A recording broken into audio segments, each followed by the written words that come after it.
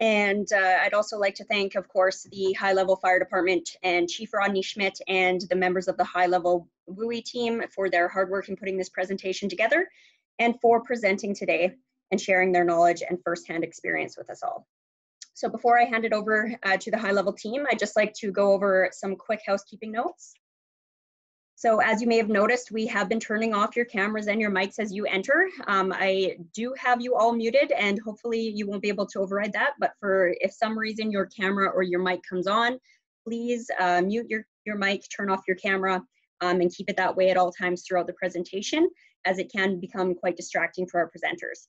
There will be opportunities for questions and interactions through a couple of the features that we have on Zoom. So first, there is the chat panel that some of you are using already. It should be on the right-hand side of your screen if you're using a PC. You can use the chat to share comments with each other as well as ask questions. Members from the high-level department will be monitoring the chat, and you should see high-level FD beside their name so that you know that they are with the presenting team. As well as I will also be monitoring the chat. If you have any questions for both of the presenters or the AFTUA, please type it in the chat panel. We'll do our best to monitor it and answer you as we can. We will also take a few breaks throughout the presentation where you will have a chance to ask questions through your mic. At those points, we'll ask that you use the raise hand feature that you should see at the bottom of this right-hand panel as well. And then if I see that your hand is raised, I will unmute your mic and direct your questions to the presenters as needed. So we'll also be recording today's session and be posting it with a link to the video in our members only section on aftua.ca. So in that section, if you are a registered member with the AFTUA, your chief training officer or the primary contact for our organization should be able to access that, and then they can share it as they see fit. Lastly, everyone who is signed on today will receive a certificate of participation, which we'll try our best to get out to you via email within the next week. All right, so without further ado, I'll hand it over to Chief Schmidt and his team in high level. Thanks, Amy. Everybody can hear us okay? I can hear you great. Great. All right, well, thanks again. And I wanted to thank Amy and the Alberta Fire Training Officer Association for giving us the opportunity to present this program. I'm just doing the intro off the beginning, but we are doing a team approach to this presentation. So you're going to hear from 4 different people throughout the afternoon on various topics. And as Amy stated, we will be taking breaks during the presentation to open up for questions. I just wanted to talk about the live chat. We do have a member of the team, as we mentioned, on the live chat. The Clearwater team, which is also part of the Alberta WUI program, is also on the live chat. So feel free to ask questions as we go through the presentation, and we will try and answer them as we go. My job here at the very beginning is just to give you an overview of the program. So I'm going to start with that. We're not sure how these squiggly lines got on there, so bear with us on that piece, but they seem to be staying there. So the Alberta Wildland Urban Interface Program actually started a few years ago, but really took off this past summer, with a conditional 18-month contract that was provided to Alberta municipalities to provide 2 4-person teams to, 1, develop a WUI training program in the province, and 2, respond to WUI events in the province for this fire season. So it is a pilot program, and it is to basically try and prove a system within the province. The biggest factor of this program is actually to provide training. I'm going to talk about the training in a second. So there was an RFP that went out last summer, open to anybody in the province. There was applications made to the Alberta Fire Chiefs Association, and contracts were subsequently awarded to the town of High Level in Clearwater County. So myself, as the chief, is overall in charge of the team here in High Level, and Fire Chief Steve DBN is in charge of the overall program in Clearwater County. We work together quite regularly, and myself, I'm the project lead for the program, overseeing the entire program with the Alberta Fire Chiefs Association. So I just wanted to talk about the programs. There's been 3 programs developed, and in terms of the training, I'm going to get into the descriptions in a second. But the first year, this year of the program is designed to be a validation of the program. So what we meant by validation process is the courses were developed over the course of the winter, and they were test ran early or kind of late in the winter. And our intention was to actually be out teaching and validating them over the course of the summer, over the spring and summer. So this obviously got kind of messed up with the COVID plans, and we had about 11 different departments or 11 different courses signed up for the first month and a half of the season. Subsequently, that was all kind of set aside. But the big focus of the program is to encourage interagency cross-training, working with our neighbors and working with our partnering agencies such as Alberta Wildfire, AEMA, Parks Canada, so on. So we received a massive amount of help from Alberta Wildfire and the Hinton Training Center in the development of these programs, as well as the Parkland County's Fire Service has stepped up to assist with JPR development, and that's still underway. But basically the programs are ready to go. So these are the 3 programs. So I want to make sure that everybody is clear that today is a webinar, and it's a workshop to give you an overview of what the programs are and an overview of Wildland Urban Interface operations. So it's not the full course, although a lot of the stuff that we'll be going through today over the next couple hours is pulled from the S115 and 215. But this will be just a workshop. So if you're interested in the full program for your department, please go through the Alberta Fire Chiefs Association website, and we'll get you on a list. So when we're allowed to go back into live training, we will try and get you into the training plan. And it is a free program, so the grant covers all the costs of providing the training. So the 3 programs are, the first one is called the WUI for Leaders program. This is designed around community leadership. So your CAOs, directors of emergency management, council members, incident management teams, and so on. And it's really an orientation on what Wildland Urban Interface is. So we talk about terminology. We use what we use on the fire ground, what we use in the forestry world and the structural world to really give your leaders an understanding if they live in a Wildland Urban Interface zone. So it gives a brief overview of some field operations, and it's really only a couple of hours in length. The next program that was designed was the S115. So I know a lot of you know there is an S115 out there. This is just a rebuild of that S115. So it was just updated, and it includes a 4-hour sprinkler practical session where we use a structural protection unit trailer and sprinkler properties, and it has a 4-hour classroom section going over very similar information of what we're covering today. The S215 is where we really had a large redesign. So the old S215, for those of you who've taken it, was a theory program. It's about 1.5 days to 2 days long and involved classroom presentations and tabletop exercises. The new S215 is very much redesigned and different. It involves an 8-hour classroom session and 12 hours of practical, so there's 4 hours for each practical component. It is designed for the ground firefighter, but as well as team leaders, supervisors, truck officers, and so on. And it expands on all the things we covered in the 115 and includes some practical operations or practical exercises on triage and site preparation, engine operations, and sprinkler work. So one of the things to understand is that the S115 and the 215 are not prerequisites for each other. So the S215 is just an expanded version, covers off more material.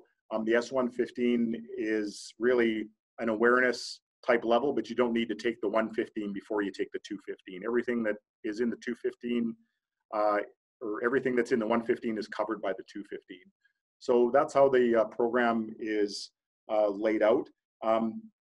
The other option around the S115 we really put some thought around is in regards to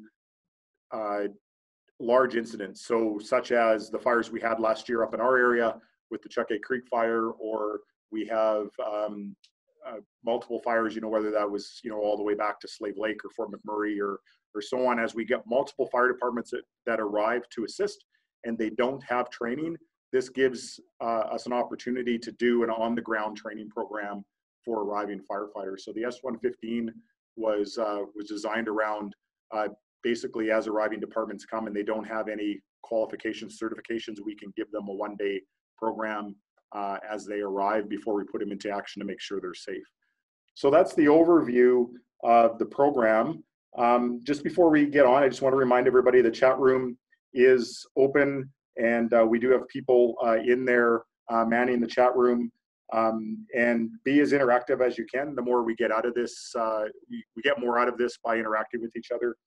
And we're really looking forward to getting this program done today.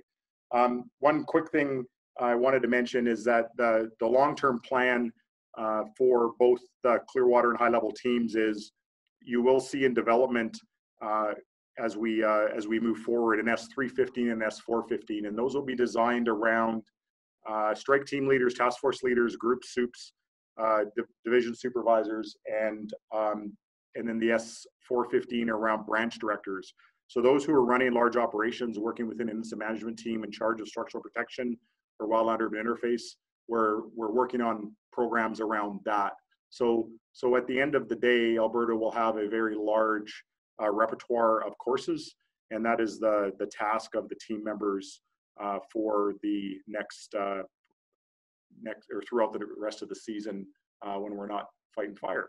So I'm going to pass things off to Scott. Scott is a team lead for the high-level team, one of our captains here, and Scott's going to get into the rest of the program as soon as we can get it working again.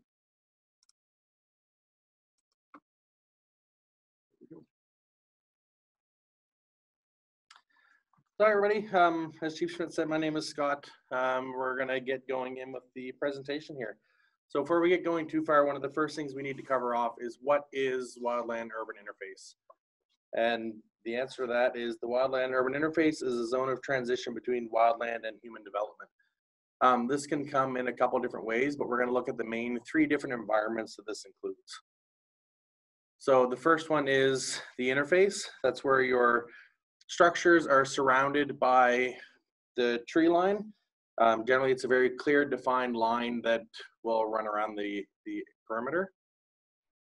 Our next is going to be occluded.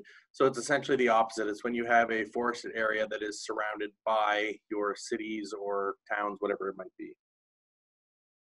And then the third is the intermix, and that is just as it sounds, it's intermixed. That's a little bit of everything in and around everywhere. This one is one of the harder areas to defend because there's a lot more going on in it. So from here, we're going to talk about the 3 different phases of a wildland urban interface incident. We have our pre-impingement, impingement, and post-impingement. Each of these stages is going to last a little bit different depending on the incident. You may never get out of that pre-impingement stage, depending on where the fire goes, what the weather does, but we'll still talk about all 3 of them as we go through. So pre-impingement, this is the time when there's a fire in the area. It has the possibility of threatening the community or some values at risk. This can be your really hectic, emotional, frantic kind of time of the incident. There's usually a lot going on. Ideally, you want to be calling for additional resources. You're going to start doing your triaging of your values at risk. You want to get area familiarization for resources that are coming in from out of town. And we're going to start to develop the strategies and tactics that will be used to protect the area. During this time, we're also looking at evacuation type things, getting our site prep, doing any sprinkler work, hazard reduction, any of that kind of stuff that we can do before the fire arrives. So next is our impingement stage. The impingement stage is the fire is here, it's knocking on your doorstep. The prepping time is kind of gone, you're now actually out actioning fires. There's generally various firefighting operations along with structural protector operations simultaneously taking place. This is when we're going to start our sprinkler systems. Because remember, ideally they want to be started 15 to 30 minutes prior to the fire actually coming through. And this is the time when communication is going to be really key to make sure that we're updating what they're seeing on the ground back to the incident command post.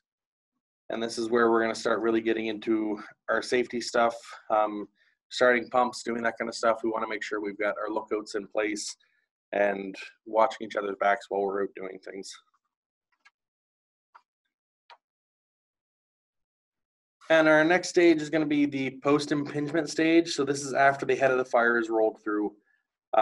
This is when some of the most important things are happening because we're dealing with our mop-up stages.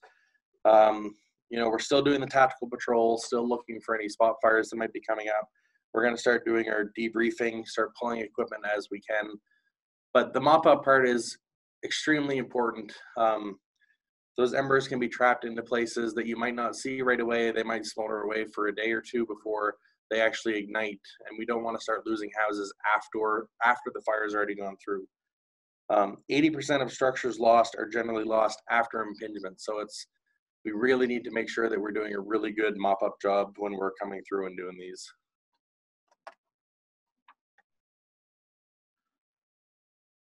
So we're going to get into start talking about triage systems. So the triage is the system that's set up to avoid spending hours on protecting one house when that time could be spent protecting 10. You protect the most you can with the time and resources you have.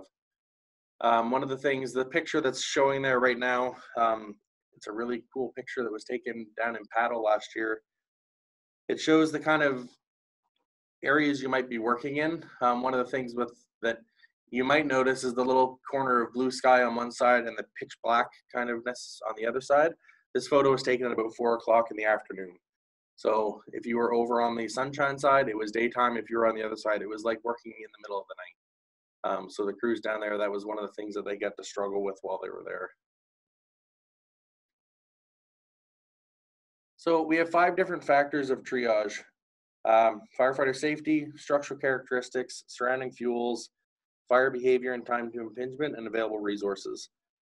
There's a couple things that kind of go along with here. The time to impingement and available resources are the ones that are fairly high up there on that list. The more time you have, the more resources you have, the more you're going to be able to do. If you're limited on how many resources you have and how much time you have, you're going to be doing these steps a lot quicker. And of course, our firefighter safety is always number 1. However, when we're doing triaging, we need to be aware of the public perception when we're marking triage properties, especially if it's prior or before an evacuation. Some people might not take kindly to their houses being written off and not understanding the full scope of what is going on. It kind of goes back to the Red Rock, Green Rock story. For those that have heard it, it was from a while ago down in the States. They were going through triaging houses and they were painting rocks at the end of the driveway, red for a house that was going to be left alone and green for ones that they were going to work to save, which worked out great until the members of the community started realizing what was going on and started going down and painting their rocks from, if they were red to green, going to neighbors' houses or, you know, your neighbor down the road that you don't like, and start painting their rocks red, and it really didn't work out that well. So we really need to be careful of how we're presenting that information to the general public, but as well getting the point across for us so that we know what we're dealing with at each time. So when it comes to doing our triaging, we're going to be doing our size up of our structural protection. So we're going to evaluate the location of the structure and the apparent fuels directly affecting the property, keeping the forecasted fire behavior in mind during your size up. Situational awareness is extremely important through every step of this process. You always want to be aware of what your weather's doing, what kind of fuels you're working in, and everything that's going on around you. The last thing you want is to get trapped with a windstorm that comes in that was cast or broadcasted all day, but you just weren't paying attention for it or missed that part of the meeting. So size up is the process taken to determine if a structure is safe from impingement on its own or if it will need some work. You can see there we have all the stuff listed out there, the main concerns that we're going to be looking at when going through. So now we're going to talk about how homes ignite. 90% of home loss is due to ember showers and the fire brands coming in, not from the fire front. So as we can see here, it's showing the fire is away and the embers are getting blown in and starting things on fire. Our next one is radiant heat. So again, it's the trees are close enough to the homes that that radiant heat is coming off and lighting things on fire. And then the last one, of course, is direct flame contact. That's your trees are butted right up against buildings or the bush or the grass, whatever it might be, and it's traveling through and lighting the homes on fire. So we're gonna watch a video here. This video, it does a really good job of showing how embers can actually start fires, as well as how important it is to be using the proper, having the proper construction types on your homes.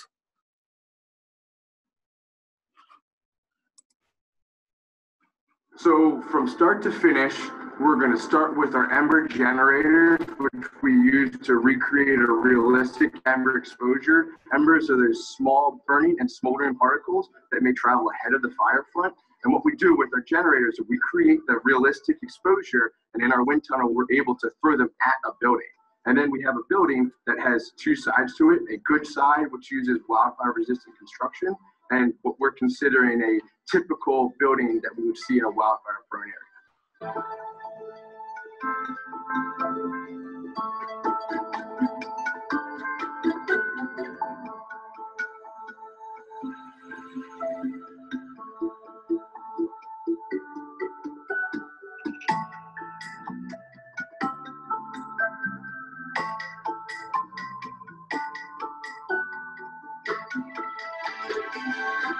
Exactly as we expected, that mulch on the ground there caught fire from the embers.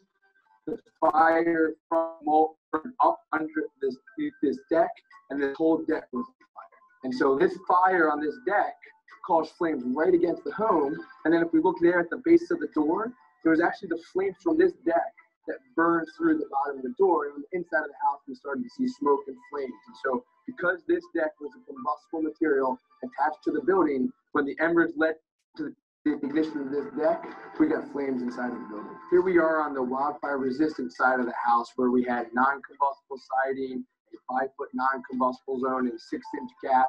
We had a metal gutter and multi-pane windows. And we see, in comparison to the non-wildfire resistant side, the side had the same ember exposure. If you look here in the mulch, you can actually see some of the embers that had accumulated, but because they had no susceptible fuel to ignite, they just landed there and fizzled out.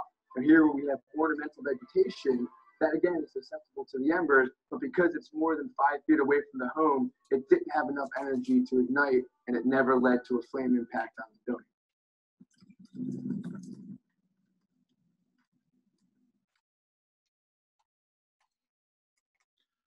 Okay, so yeah, that video it does a really good job of showing how that ember transfer works and the importance of those fire smart construction ideas that we have out there.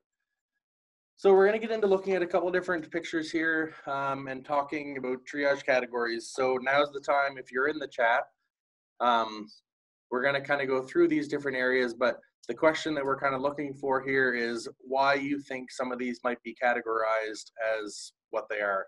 So the guys will be looking out in the chat as well. I'm going to talk through some of it here as well too. So our first category is not threatened or needs no attention.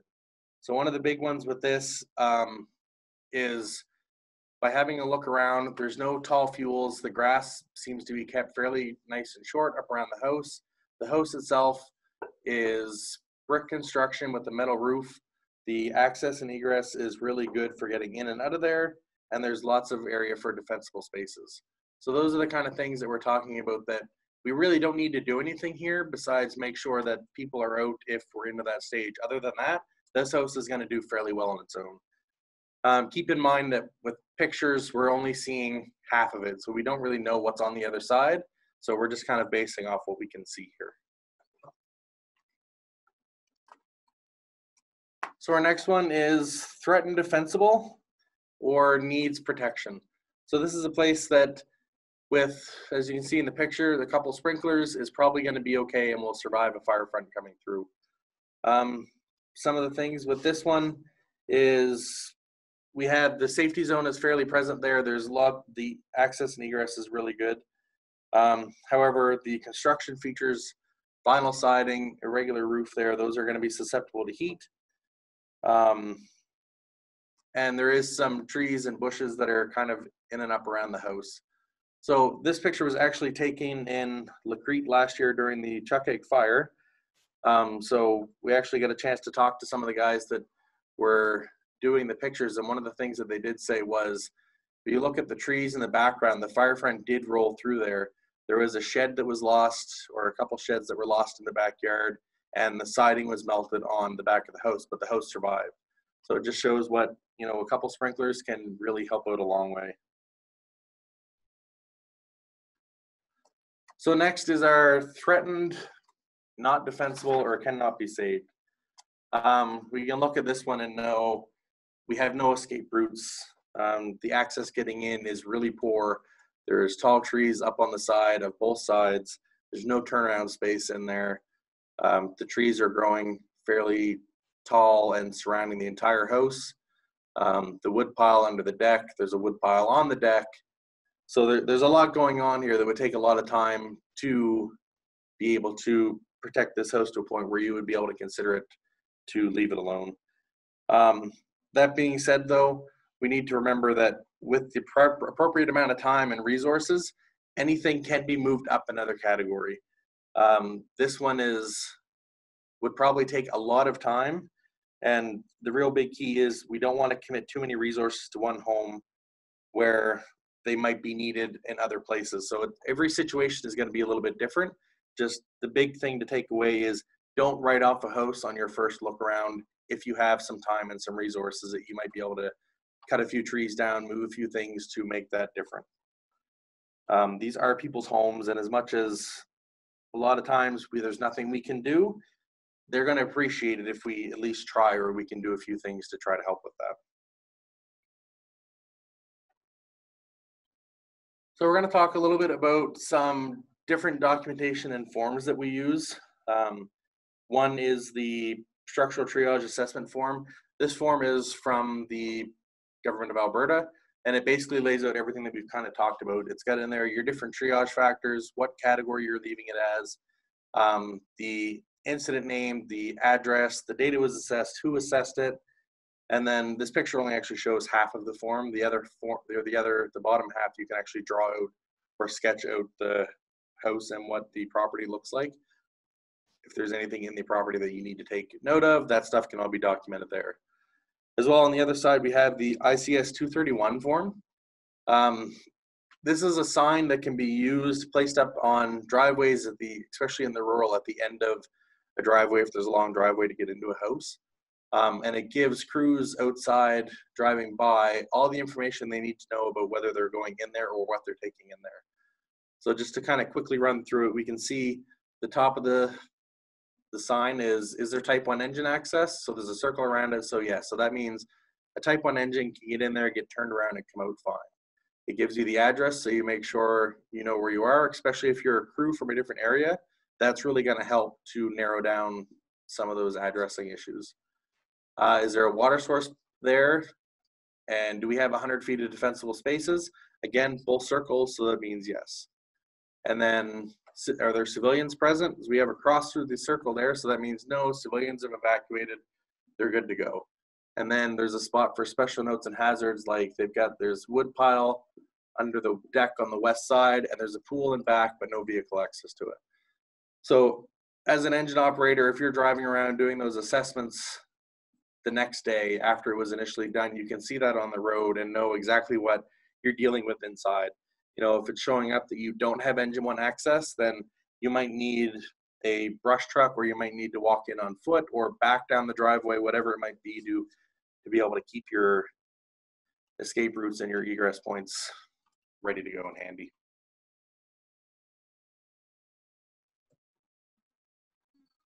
So now we're going to talk a little bit about site prep. So the site prep side is what can we do to actually protect homes?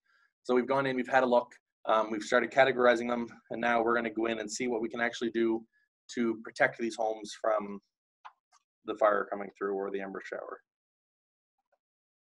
So the site prep is going to be dependent on a couple different things. If there's homeowners there, do we have a state of emergency or a state of local emergency? And are there any big hazards that are going to affect the safety of firefighters?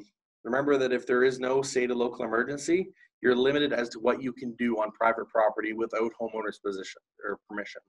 Once that state of local emergency has been declared, you have a little bit more leeway in doing what needs to be done to protect the house.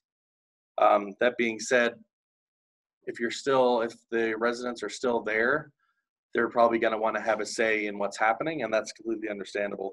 If it gets to a point where there's any kind of threats or violence happening, that's when we're just going to back out and we're going to call back into the command post, and they'll have somebody to come and deal with that.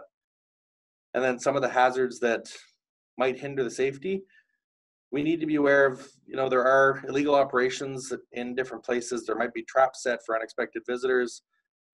There may be guard dogs, that kind of stuff that are there protecting their homes. So we need to be careful when we're going in and out of people's properties, especially when nobody's around.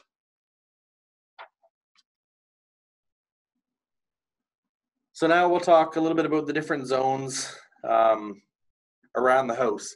These also are going to contribute to how much time we have, what areas we're really going to focus on. Our main focus area is going to be that zone 1A, the non-combustible zone. So that's your first 0 to 1.5 meters away from the house. This is the area we want no combustibles in whatsoever. That's no shrubbery, no mulch, no nothing. We want to get all that stuff out of there as best we can. Our next priority zone is going to be zone 1, which is the next 10 meters away from the house. And then from there, we're looking at zone 2, which is our 100 feet away. So depending on how much time you have, as well as where you are, I know in a lot of communities that 10-meter range, you're already going to be into your neighbor or possibly your neighbor's yard. So every situation is going to be a little bit different, but those same things are still going to apply. We still want to make sure we can get as much of the combustible stuff and as much as the dangerous stuff out and away from the properties.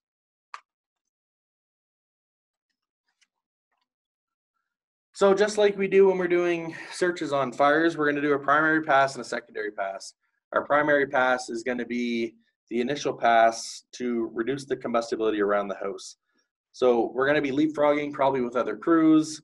We're going to quickly mitigate any hazards that we can. And we're going to try to eliminate ember traps. And to do this, we're going to use the stuff that we have, as well as use what's around you to make the home safe. If there's metal sheeting, stuff like that laying around that you can use to help protect a space, by all means use it. The more stuff that we can save from our trailers and stuff is going to make things last longer and go easier the further on we get with an incident. If we can, we want to remove wood piles or cover them with poly or tarp. We're going to remove deck furniture, propane tanks, all that stuff, get it away from the house, out to the end of the driveway, in the rural area, out into the middle of the lawn, as long as it's a nice kept lawn. If not, out into the driveway somewhere where it's going to be away from our combustibles. A couple other things that you can do, like you can kind of see in the pictures, if you're doing your primary pass, but your fire front is still a day, 2 days away, one thing we did up here with Chuck Egg is we went into the homes in town and we ribboned off any of our problem shrubs or trees that were close to the house, because we didn't want to go in and start pulling that stuff all away or cutting down trees in people's yards before it was necessary.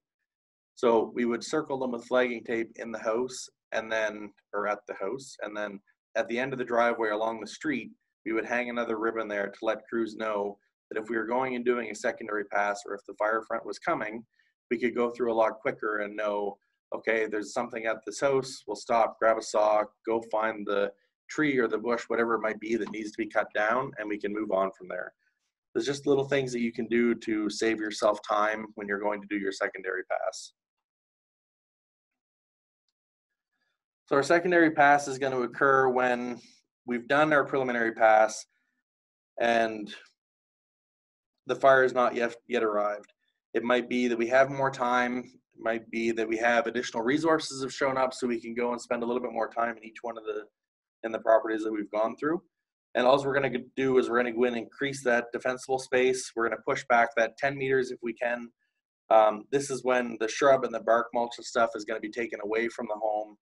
And we're going to create combustible breaks in the combustibles around the house. So that could even be a wood fence that is running around the yard. Opening up a gate on the side of the house could stop that fire from traveling from the fence right into the house. So that's the kind of stuff that we're going to do when we're working in this. We also need to keep in mind of other agencies while we're doing the site prep stuff. Dozer guards, tree fallers, any of those kind of things are also other resources that we can use to make sure that we're saving as much property as we can.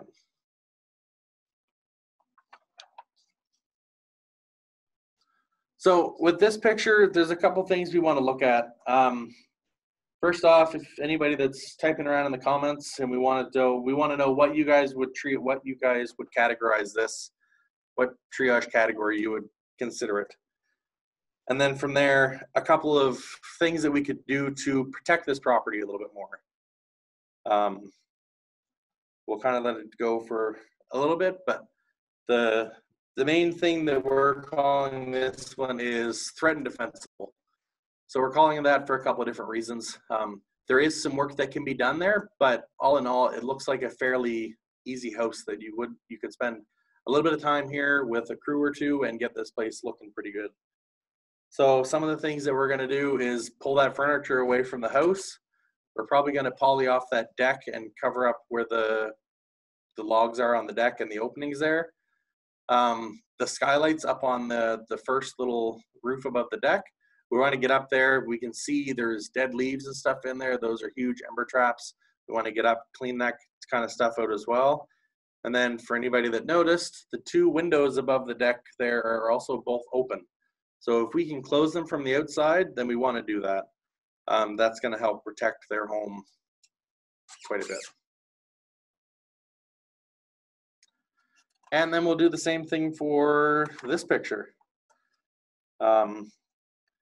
Little bit different of a house, a little bit different of a yard setup, but still kind of some stuff that could be done there. And also keeping in mind with this one, we don't know how close those trees are on the other side.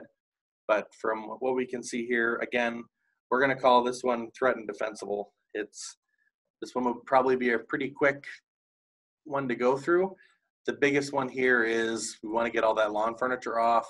There's the propane tank on the barbecue we want to get off and away from the house. The garden around the deck, if that's mulch, we want to get that out of there.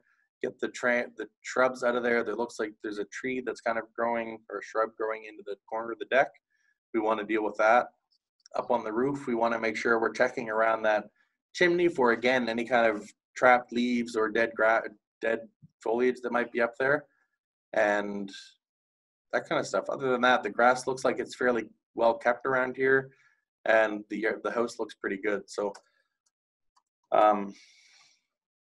yeah, so that is it for me. So we will take a break here, and if we want to open up for questions, then we can do that.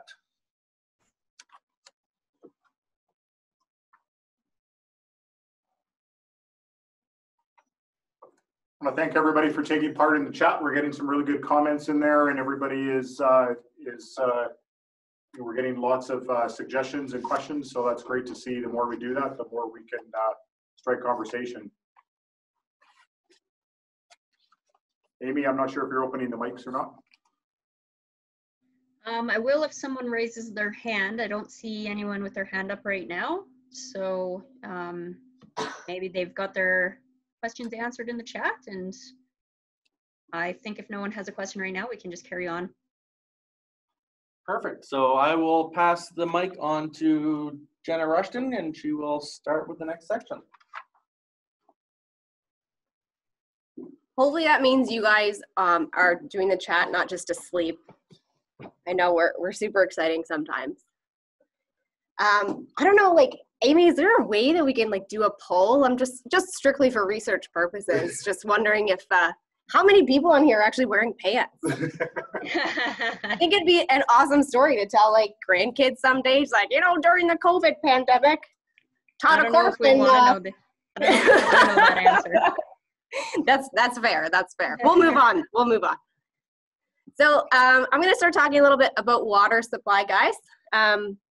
This picture on the screen right now is taken at a water site on the top of Castle Mountain Ski Resort. So down near Pitcher Creek, I guess a couple years ago now. I put this picture on here because I like to start the discussion about how water sometimes can be really hard to come by. Sometimes it can be really inaccessible. This drop tank, I believe the plan to fill it was actually by bucket ship.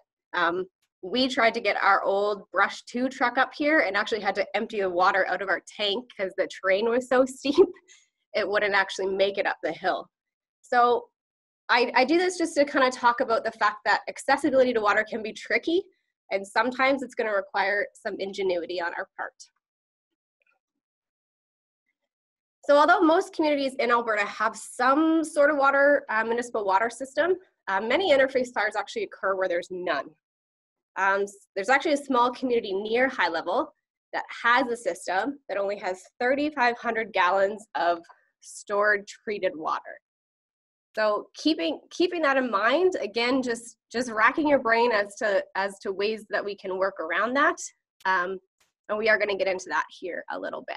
But when we're generally talking about water sources, they can generally be broken down into 2 main groups. And that's pressurized and static. So we'll begin by kind of talking about your pressurized water source.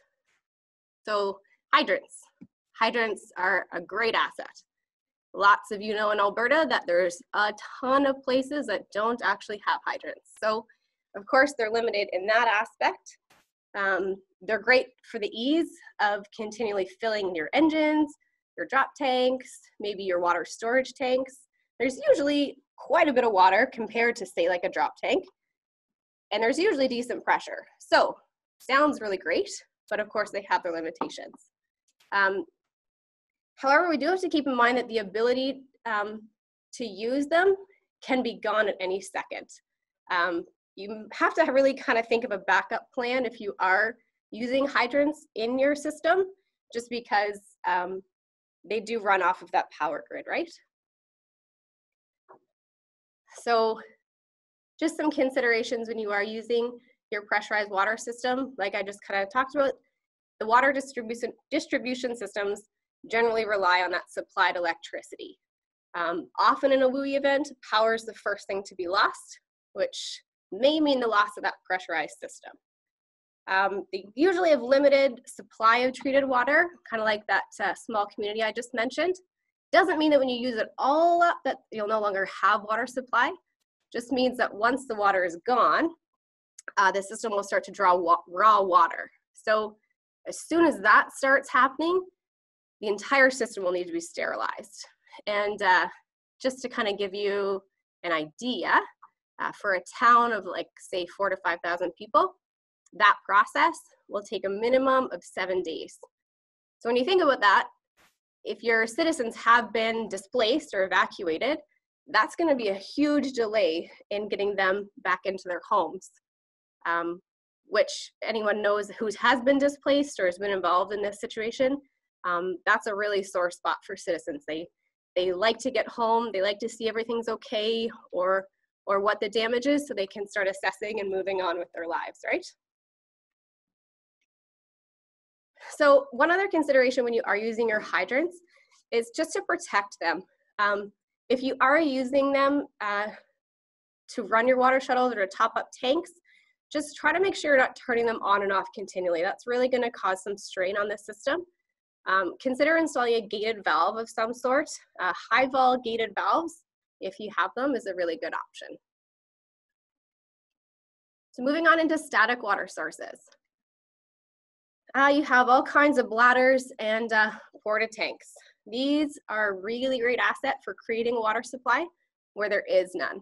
Albeit it's a limited amount of water, but there's water nonetheless. And sometimes you don't need a whole lot of water. I know we've run systems down in Paddle off of a ditch, and the home was actually saved. I mean, I'm sure there's other reasons why the home was saved, but you actually don't need a lot of water to run some of these systems. So sometimes a drop tank is all you're gonna need. The 400 barrel tanks there in the top right-hand corner are great. In the industry that they're used in, they usually store flammable liquids. So if you are in the position of ordering them, just ensure you're making it clear that they're going to be used for firefighting operations. That way they can be sure that they're getting rid of that residual contamination that might be left in there. So some considerations when we're talking about our static water sources. As we discussed in the first slide of this section, you'll need to find a way to fill them. And sometimes that can tie up a lot of resources if, say, it's on the top of a very steep mountain, for example. Keep in mind when you are deciding on the validity or placement of them, that it's gonna work for your operation, for your time that's available, for the resources that you have available. So just kind of keep those things in mind. Something else, of course, in lots of places, there's there's sharp objects sticking up from the ground or uneven surfaces. They're susceptible to punctures, so just consider placing a ground protection down first.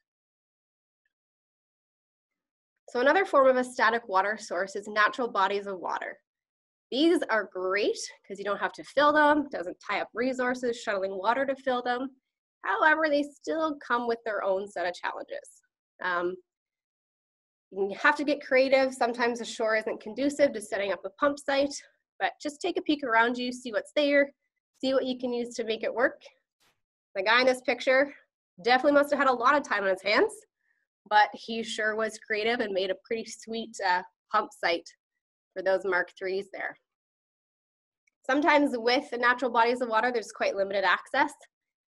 I'm sure lots of people on this webinar have hiked a Mark III a good distance into the bush just to get to some water. So that's something to keep in mind when you are using them. And again, the last thing, along with the things that we kind of touch on that slide there, is there's a lot of ways to lose your footing on these shores. Super muddy, can get your foot stuck, or there's rocks or snags. And you just have to be extra attentive to your footing when you're working around the water.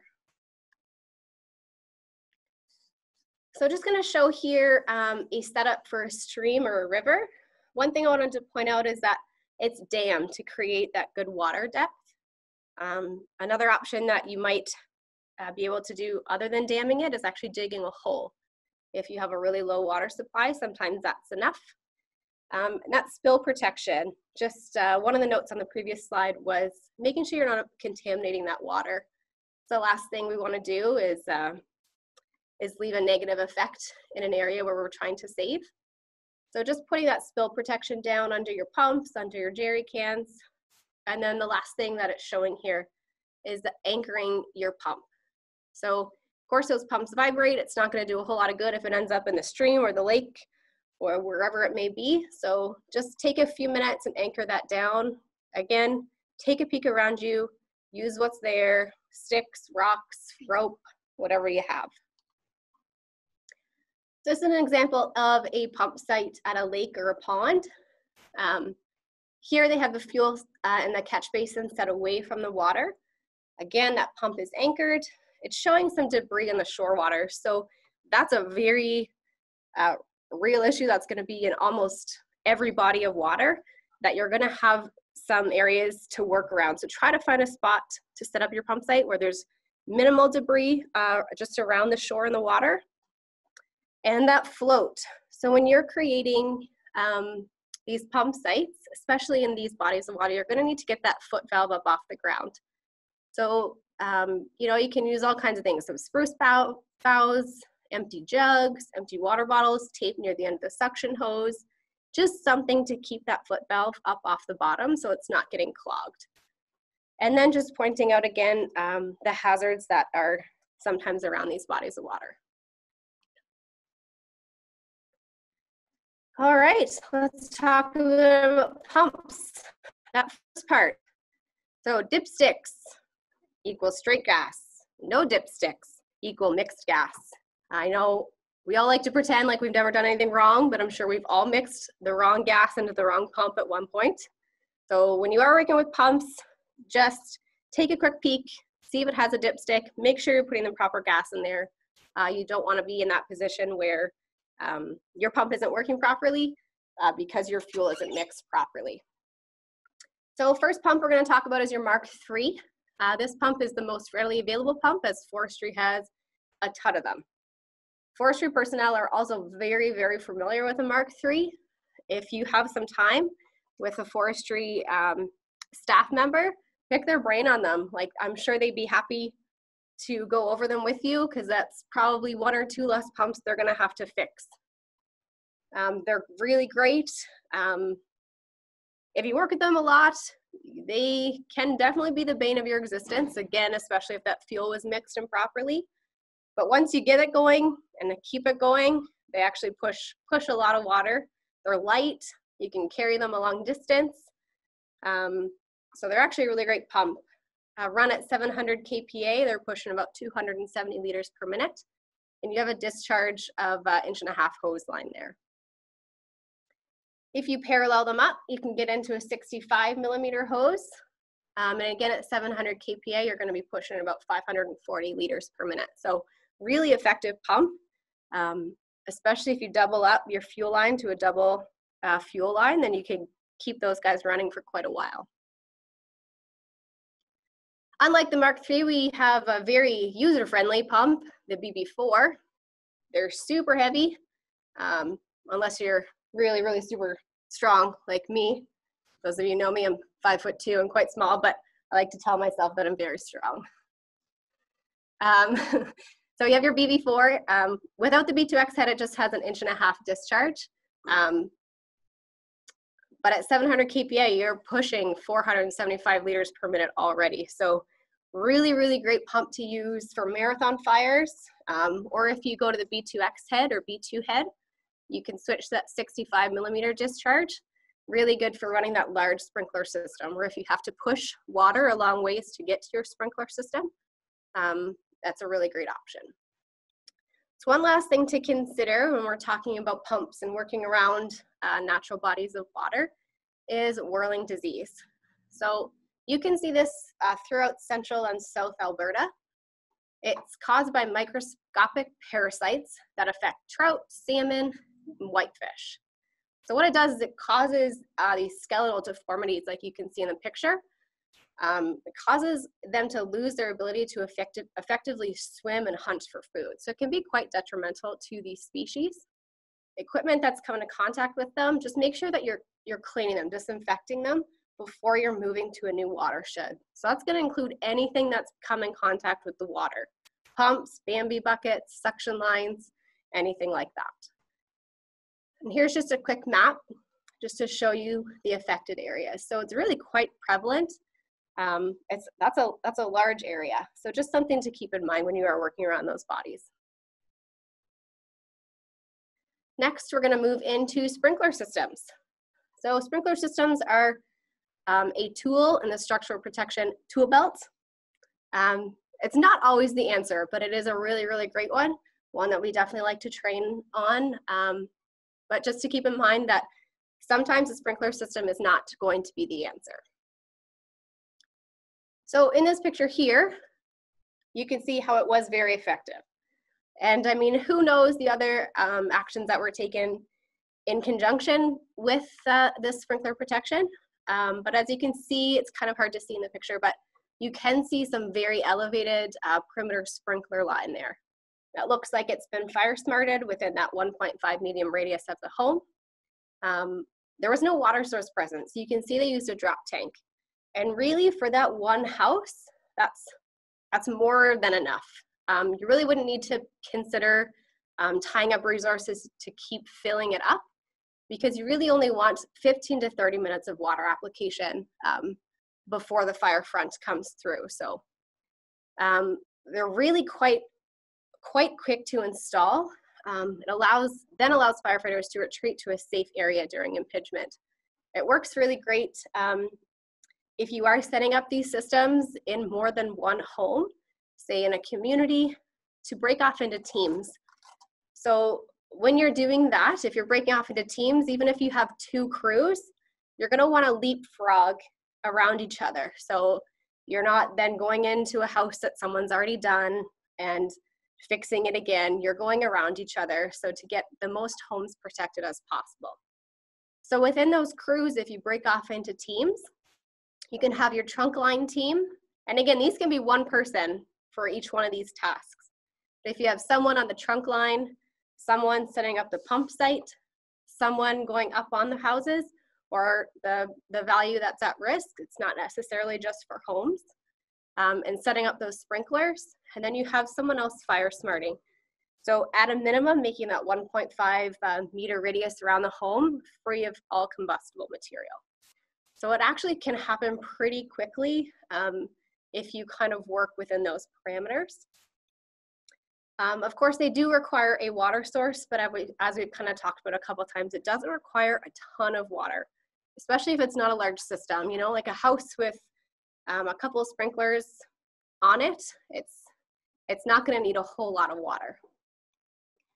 And something else just to keep in mind with sprinkler protection is that it works best when it's paired with fire smarting. So if you're not taking that time to prepare the structure like Scott was just talking about, it's not going to be as effective. So you have to think about why you're there when you're setting up a system. You're there, the fire's coming, and it's threatening the structure or the value at risk. So when you're doing this, you're setting up the system, you have to keep in mind that this system is gonna be in contact with fire. So it's gotta be something that's gonna survive impingement. So you're gonna have to be mindful of where you deploy your hose, your pumps. If there's no way around it, if you have to set up this stuff on combustible areas, just consider deploying some sprinklers to protect the trunk line as well as the pump. If your hose or pump gets burned, your system is going to fail, and it's quite possible that can then result in structure loss. So just take a quick minute, have a good look around, make sure you're setting up at the best site possible, and do everything that you can to make sure that that system is going to endure impingement. So those bottom pictures there are a pump site down in Paddle that did not survive impingement well. The first picture, of course, is pre-impingement, and the second picture is post-impingement. That pump on the top as well is a pump that's been burned over. So just to keep your minds thinking about that. All right, sprinkler setup. So this first picture here shows a perimeter sprinkler line. So the point of a perimeter sprinkler line is not necessarily to stop the fire. I mean, if it does, cool. But most times it's just going to slow it, or it's going to reduce the intensity so you can get apparatus and personnel in there safely to protect the values. Any sprinkler, but especially a perimeter sprinkler line, you're going to want to elevate. That's how they can have the most effective, They're going to be the most effective, sorry. So that's going to be them getting the most radius, getting surrounding fuels wet. And when you're doing this, surprise, surprise, use what's around you. So you can build tripods, which are time consuming sometimes. You can use 2x4s, fences, trampolines with the cages around them, or the like protection around them. Use whatever's around you to elevate it.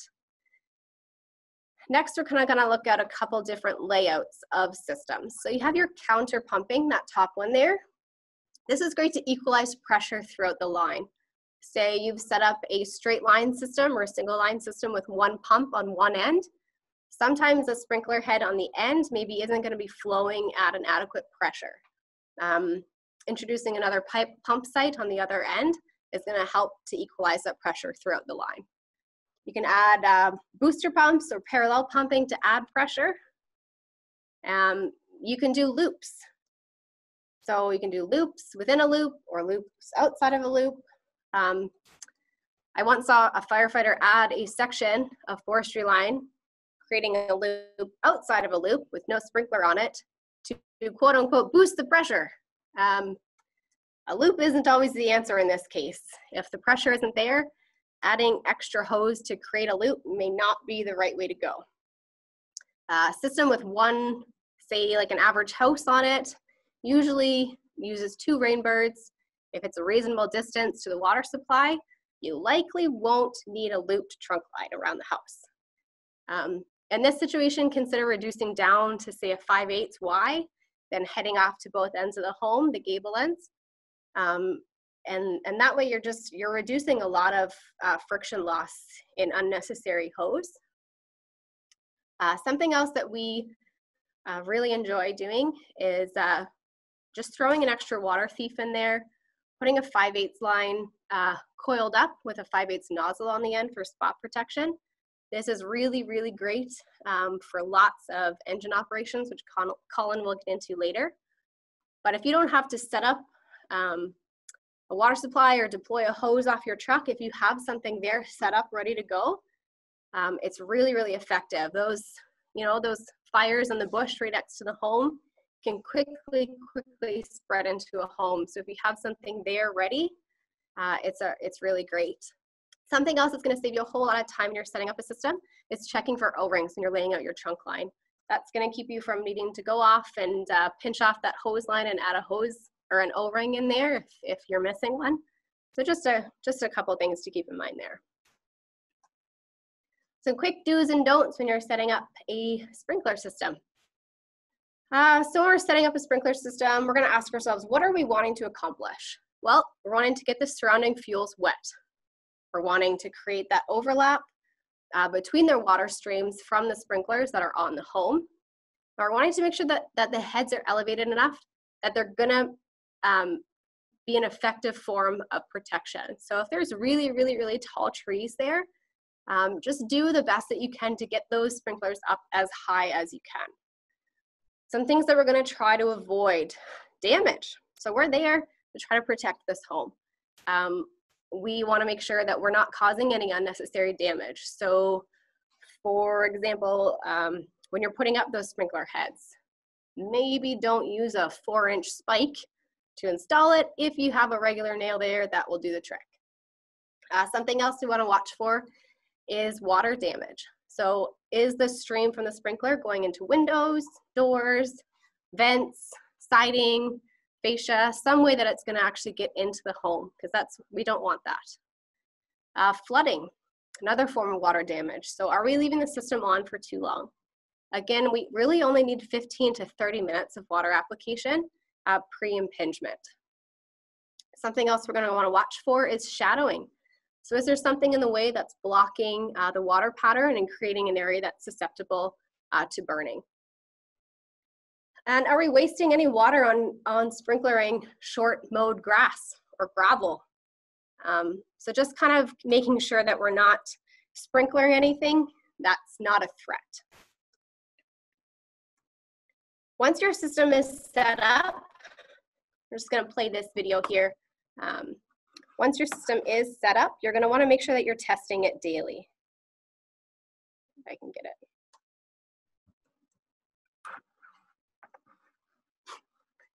Something else you can know about me. You guys are learning so much about me. I don't like this. I'm not awesome at technology, so someone who's better is here. So you're going to want to make sure that the surrounding fuel is in fact getting wet. Are your sprinklers actually flowing water effectively? Maybe there's a kink in your hose. You know, those 5/8 hose kink very, very easily. Maybe there's a broken sprinkler. It could be working great one day. By the next day, maybe a small stone has made its way from your water supply in through the system and gotten lodged into the head. So sometimes you actually have to take that head apart and dislodge any obstructions that might have found their way in there. Is there enough pressure, enough water flow? Are they causing structural damage? And the last thing that I kind of want to touch base on here is is the system impeding traffic? So in some situations, you're absolutely going to have to run your trunk line where there is going to be traffic. So in a situation, do what you can, create those hose bridges, same as in the structural world, just to make sure that our hoses aren't being damaged. You don't want to blow a hose and then your system is is no good. So we're going to go into sprinkler types here now. So all of the above flows that you see on the screen are given at 350 kPa or 50 psi. First, we have our orbital. So orbitals are actually very good at protecting wood piles. You know, if there's a large pile that you don't have time to move, you don't really have a tarp to cover them up, maybe throwing a couple orbitals on there.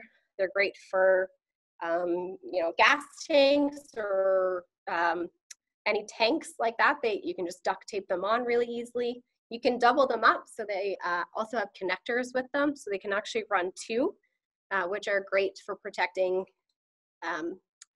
you know, those propane tanks and stuff like that. They're great for turning upside down and using to protect those overhanging decks.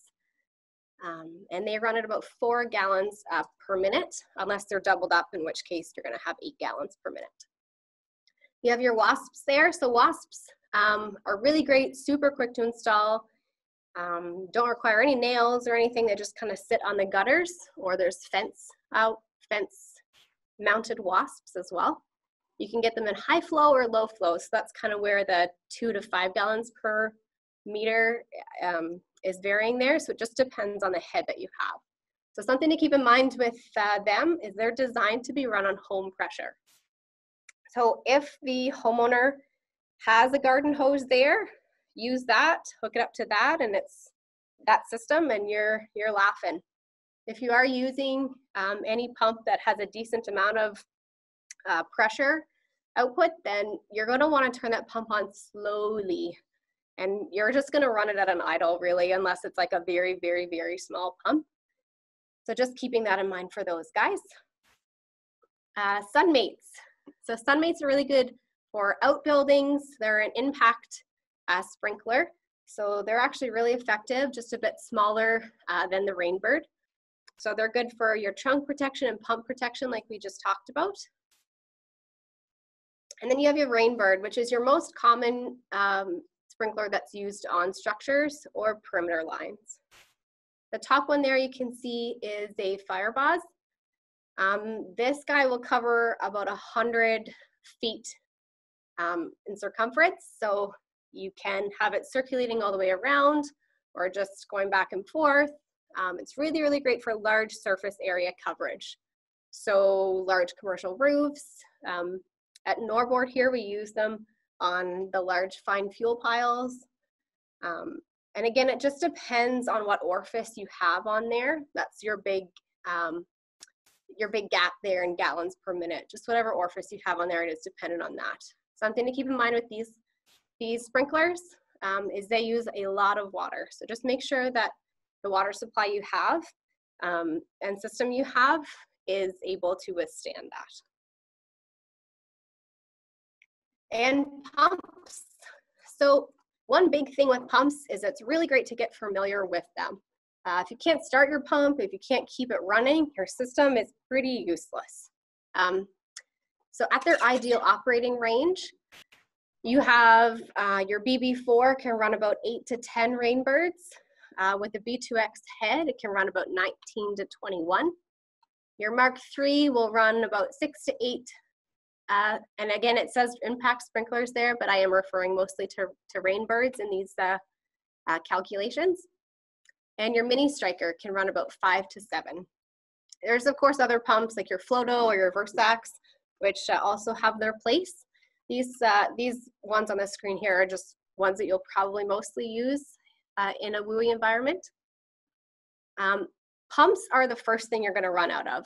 It's the first thing, especially in a spread out rural setting, when you're setting up sprinkler protection on single homes where each require their own pump site, you're going to run out of them quick.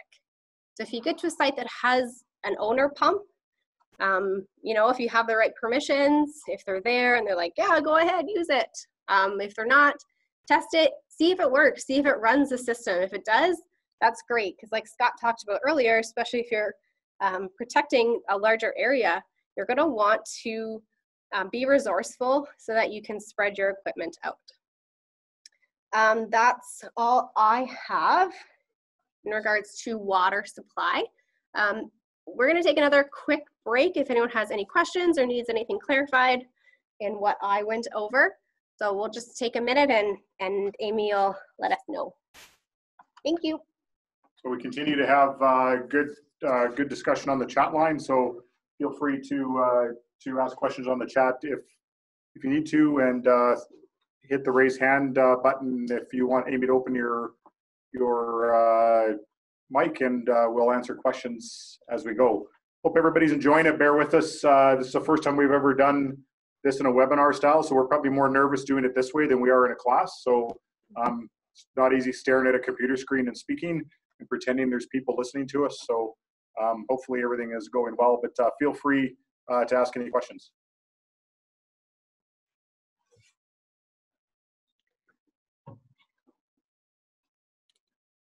I am not seeing any hands raised. Not at all. I do see there's lots of good chat going on in the chat panel, so keep it up. And there's lots of great jobs in the chat. So. All right, we're gonna move on then.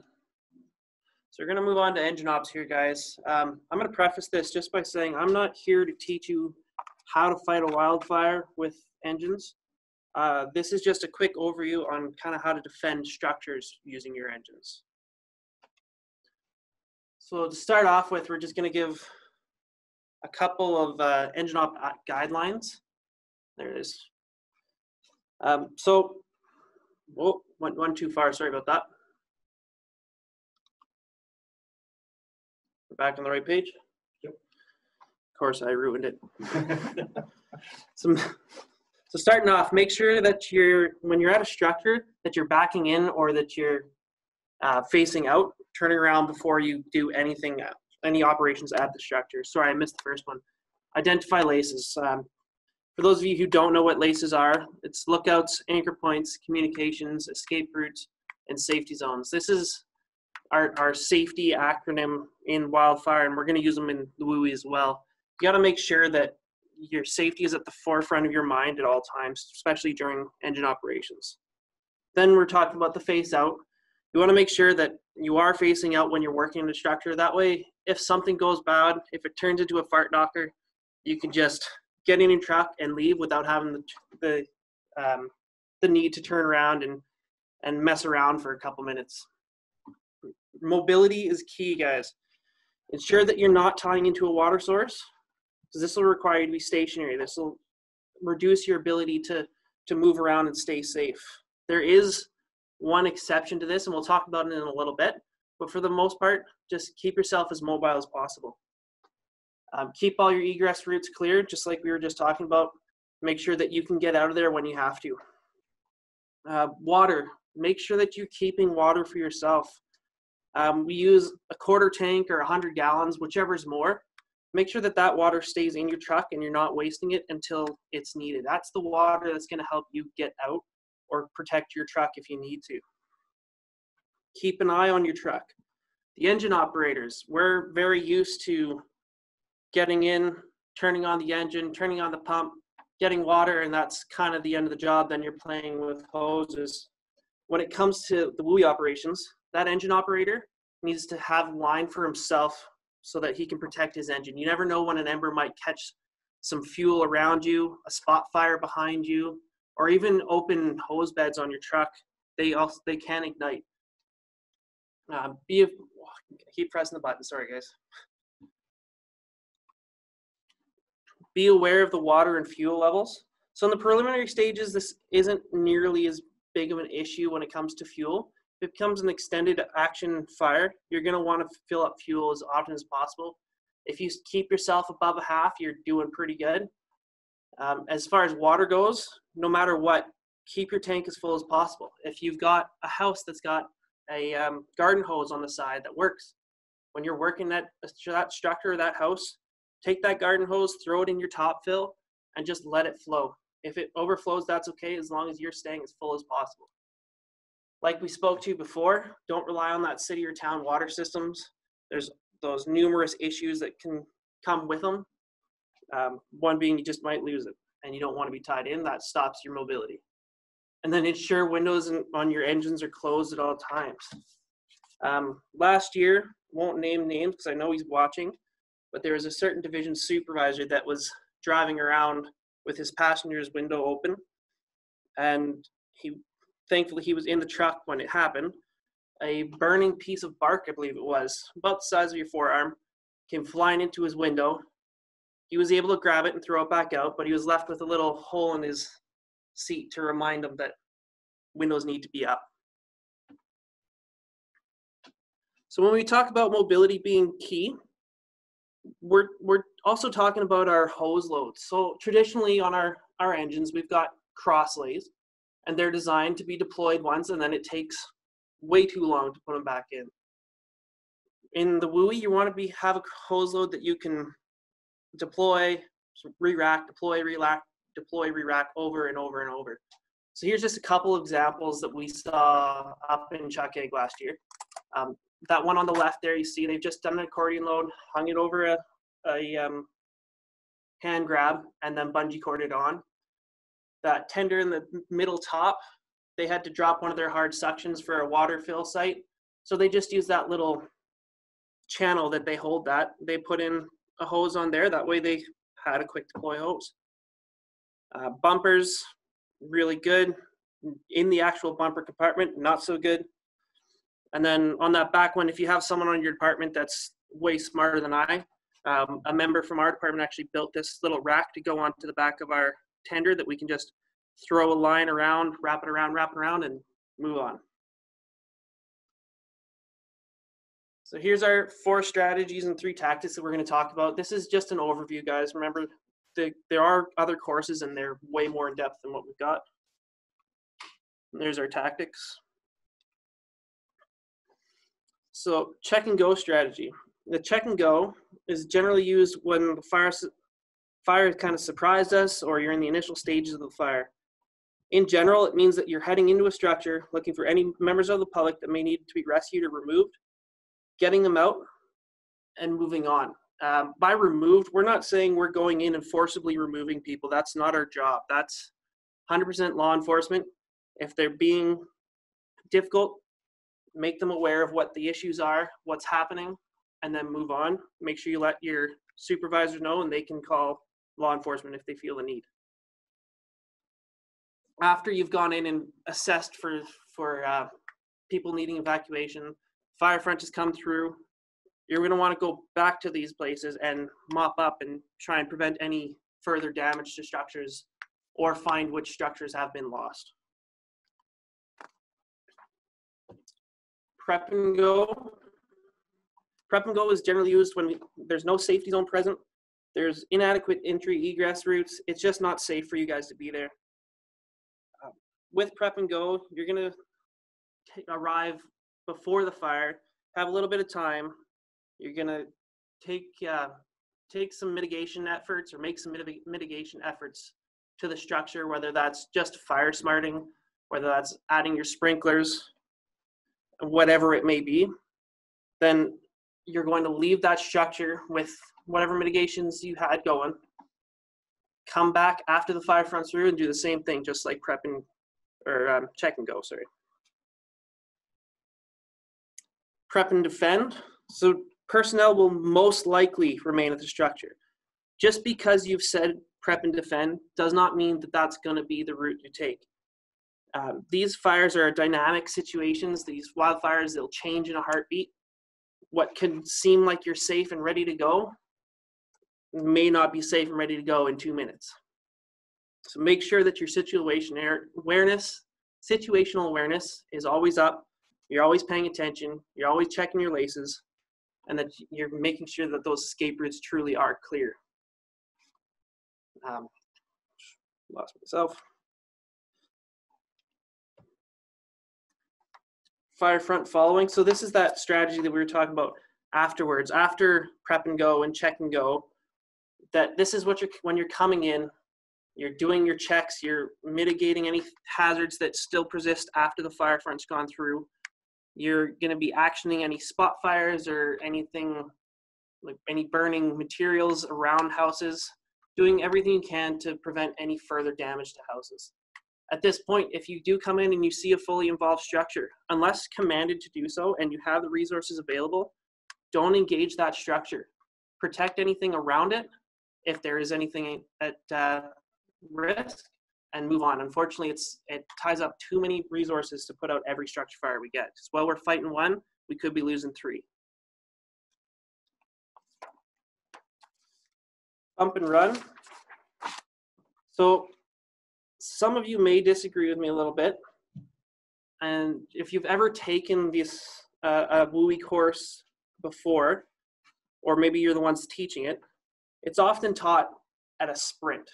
You know, it's just what it said. It says bump and run. If you think of sports, that's, you're running. Firefighters, we tend to speed up when we shouldn't. So this is one of those cases. Oh, am I on it? We really need to slow down and let the fire do its thing. Bump and run, it's a very dynamic tactic. You're going to be moving site to site. You're going to have to identify your laces every time you go to a new site. You're going to make sure everybody on that site is communicated and understands what's going on, what the plan is. You're going to be letting the fire, you're going to be arriving ideally before the fire front arrives. You're going to be doing your mitigation as you are prep and stay, or prep and defend, sorry. You're going to stay there. You're going to have your hoses ready, but you're going to let the fire do most of the work for you. If it's safe, you're going to let that fire burn right up to the edge of the house and then extinguish the fire perimeter surrounding that structure. Once you've got that main fire knocked down, you're going to ensure that that structure is no longer at risk to burn down. It's no longer threatened. And then you're going to move on. You're going to move on to your next structure. If you're working with other crews, it's a great time to start leapfrogging from structure to structure over each other. That way we're not doubling up and losing a house that we could have saved.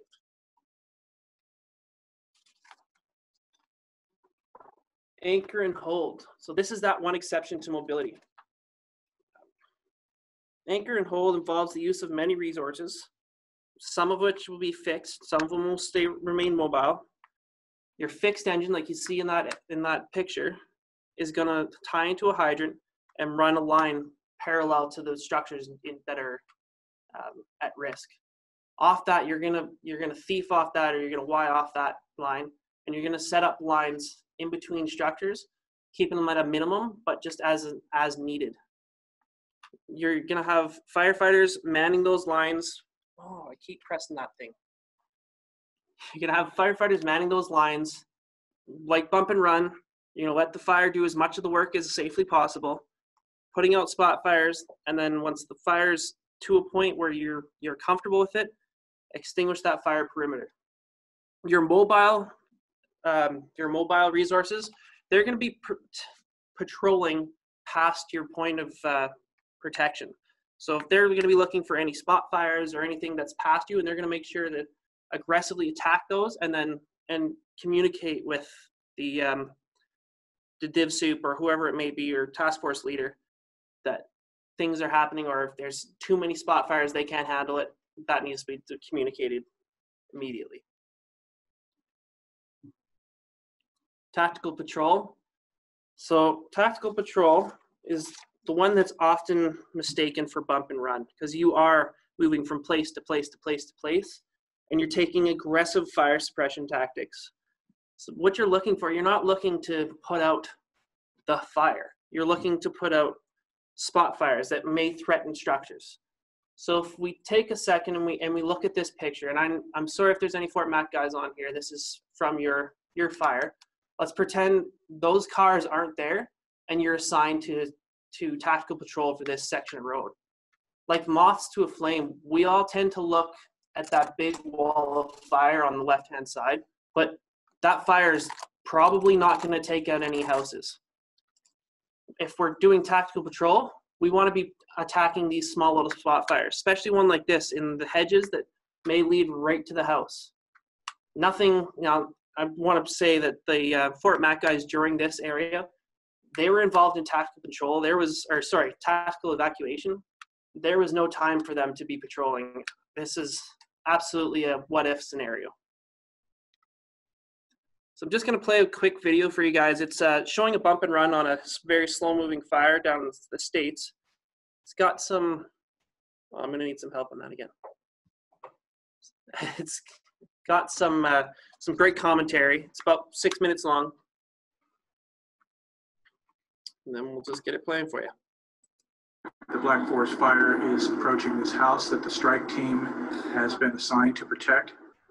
And they are in position and ready to go to keep this house from catching on fire. You see that the fire is trying to creep up into the trees, but for the most part, this part of the fire was actually a creeping grass fire. The firefighter is now managing the fuels here by raking them up so they don't travel into the mulch area. And our crew is trying to do everything they can to manage the property here before the fire arrives. So they're going to make sure that if there's a gas grill out there, that's that gas bottle is not out. Here they saw some patio furniture out here, outdoor patio furniture, and so they're stacking it up here so it's not spread out all over the place and catches on fire. They're stacking up in one area where they can protect that and make sure that the fire doesn't ignite that. And you see the fire starting to approach here. This is on the side of the house called the Delta sides. Firefighter is now standing, waiting for the fire to arrive to him. He's at the edge of the mulch, and where the grass meets the mulch. He's going to make sure the fire doesn't travel past that line. And he's keeping his head on a swivel and watching for the fire in all directions. Now you see that firefighter at the back of the house here. He's on the what they call the Charlie side again, and he's waiting on the fire to arrive to him. Smoke is going to be produced in lots of copious amounts, and you'll see the fire starting to creep to him, roughly at about, looks like about 6 inches every second. The winds are starting to pick up now, and you can see a few embers blow across. They're cold embers, but nonetheless, visibility starts getting poor. What the video can't convey to you is that there's a lot of heat being blown in towards that firefighter. As the fire and the heat are coming to him, he has his personal protective equipment on. He also has a heat shield, face shield that is on his face to help filter out the smoke and the hot gases that are coming to him.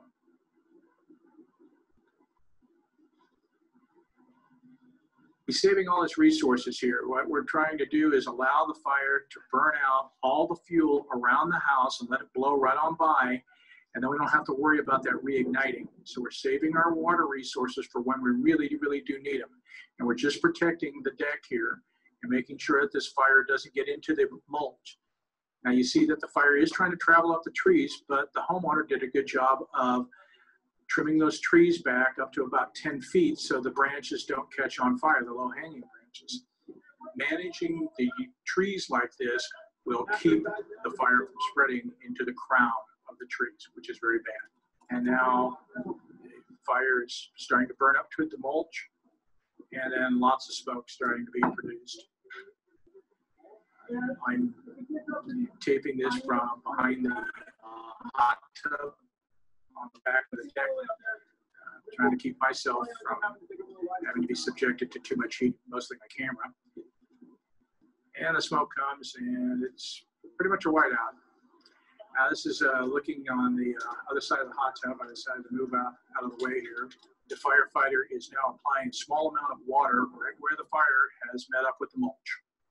The fire has now passed through, and it's done exactly what we wanted it to do, and that is burn around the house and leave the house intact.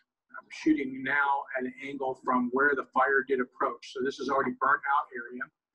So you can see how the wind is picked up. But this is how the fire traveled towards the house. I'm just trying to give you a perspective on how it did. And this, everything is nice and black here, and that's what we want. We don't want a bunch of unburned fuel here. And now the strike team is doing a little bit of mop-up action. Now we're using the water resources to make sure that the fire is dead out as it butts up against the mulch, because the mulch is very flammable, and that's not a good thing to have right next to your house, because the fire will wick right into the house and burn the house down. So guys are on the Bravo side now, and they are pulling up their hose. And then they're going to do a walk around here in just a minute, 360 degree. In the meantime, they're going to make sure that everything that's buttoned up to this mulch is dead out. And they'll check that with the back of their hand. Make sure that it is cold and dead out. And that way we don't have to worry about this rekindling. They're loading up their hose and ready to move on to the next assignment, next house to save. You can see that sometimes almost total whiteout, where you couldn't see over the hood of the vehicle, and yet the fire is burning up against the road. But they're moving on to their next assignment and ready to protect more structures. In 5.5 minutes, you've just seen what it took approximately 2.5 hours to do, and that's structure protection at the Black Forest Fire. So I apologize, guys. I was just made aware that that video is a little bit grainy and kind of off kilter. If you do want to go look that video up, it's the Black Forest Fire structure protection on YouTube. It's a wonderful fire. Colorado Springs Fire Department gave us permission. One thing I did miss when we were talking there is roof fires. So you will find roof fires when you're talking about ember caused fires. If a roof fire is under 25%, your typical type 6 to type 3 engine, or more your wildland engines, they'll be able to handle that most likely with no problems. Anything more than that, you're probably going to be tying up your resources, and it's just going to cause you to lose more than what you had. So someone asked earlier about grass fires, and are they considered a wildfire? Absolutely they are. Every year in Alberta, not every year, almost every year in southern Alberta, houses are lost because of grass fires. And people usually just say to them, it's just a grass fire. I'll just take a look at this picture. This is a picture from somewhere down in Texas. Just a grass fire decimated a farming community because it was just a grass fire. So some considerations when you're talking about grassland WUI in Alberta. So the grasslands cover 95,500 square kilometers. That's just the grasslands. Every jurisdiction within Alberta has some sort of grassland, just not specifically. Very little of those grasslands, the prairies in Alberta, are covered by the forest protection area. That means that the local firefighting responsibilities lie on the local departments. Thankfully, our forestry guys are really good with mutual aid agreements, and they have mutual aid agreements with a lot of these departments, but first on is going to be your local guys. The fuels in grasslands, as you may or may not have heard in the S100 course that Steve put on twice over the past week, the fuels are fine. They're very flashy. They're very reactive. If you get a fire with some wind, the potential for them to spread is incredible. When it comes to precipitation in the grasslands, it doesn't take much. Within 2 minutes of the dew settling, your fire goes from a running fire to nothing. Engine ops and structure protection. So as far as engines go, 4x4 capabilities, off-road capabilities is ideal for these fires. Not saying that your type 1 structure engine, type 2 structure engines are useless. They just kind of stuck on the road or in a driveway. Doesn't really help when your fire is running at 30 meters a minute. Sprinkler protection, you're probably not going to get in front of those fires if they are moving that fast. So sprinkler protection, unless you're planning 15 kilometers down the road, is pretty unlikely. As far as tactics go, bump and run, your prep and go, those are going to be your go-tos. With your prep and go, if you've got farmers around, because we all know that farmers are a little bit stubborn. They don't like to leave, which is fair. That's their livelihood. But if they've got something like a disker, diskers make fire breaks so fast. And then controlled ignition operations. It's a good possibility that you can use them. Just remember that, like we said, those fuels are so volatile that your controlled ignition can get uncontrolled in a heartbeat. Speaking of controlled ignitions. So for me, controlled ignitions are kind of one of the a very important but underutilized tool within the Wildland Urban Interface. but there's good reason for that. Controlled ignition in the WUI can present challenges even to the most experienced burners. Controlled burning can be an extremely effective tool, but if you're not ready and you don't know what you're doing, you can cause mayhem. Some of the burnout basics. So in most circumstances, except in extreme emergencies, controlled burning is a coordinated effort between numerous different resources.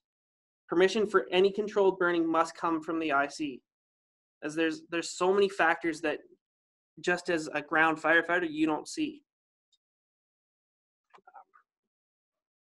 Such as the current weather conditions, the fire behavior, the outlooks, the forecast, what people are doing 2 kilometers down the road from you, you really just don't know. No matter the scale of the controlled ignition, it must be coordinated though. It is extremely important that all personnel involved have a clear instruction on the understanding the goal of that burn. Whether that means you're burning out just a small front yard or you're burning out 1,400 hectares next to high level. Everybody needs to know what the deal is. Next slide. And it stopped working.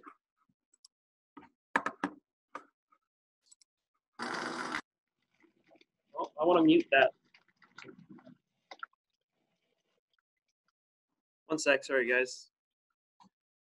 All right.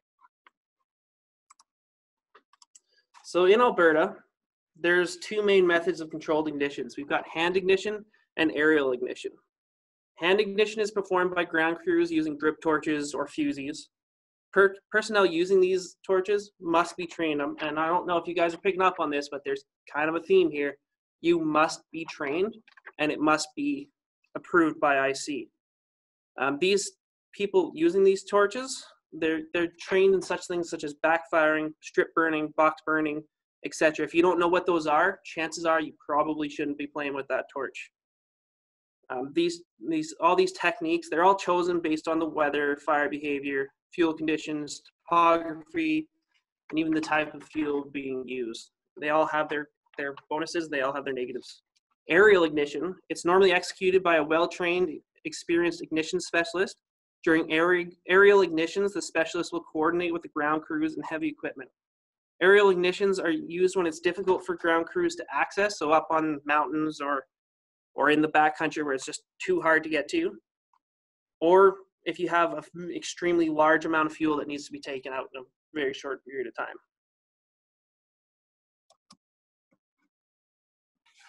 So some of the burnout goals. The main objective in controlled ignitions is to reduce the available fuels. Burnt fuels don't burn, if that makes sense.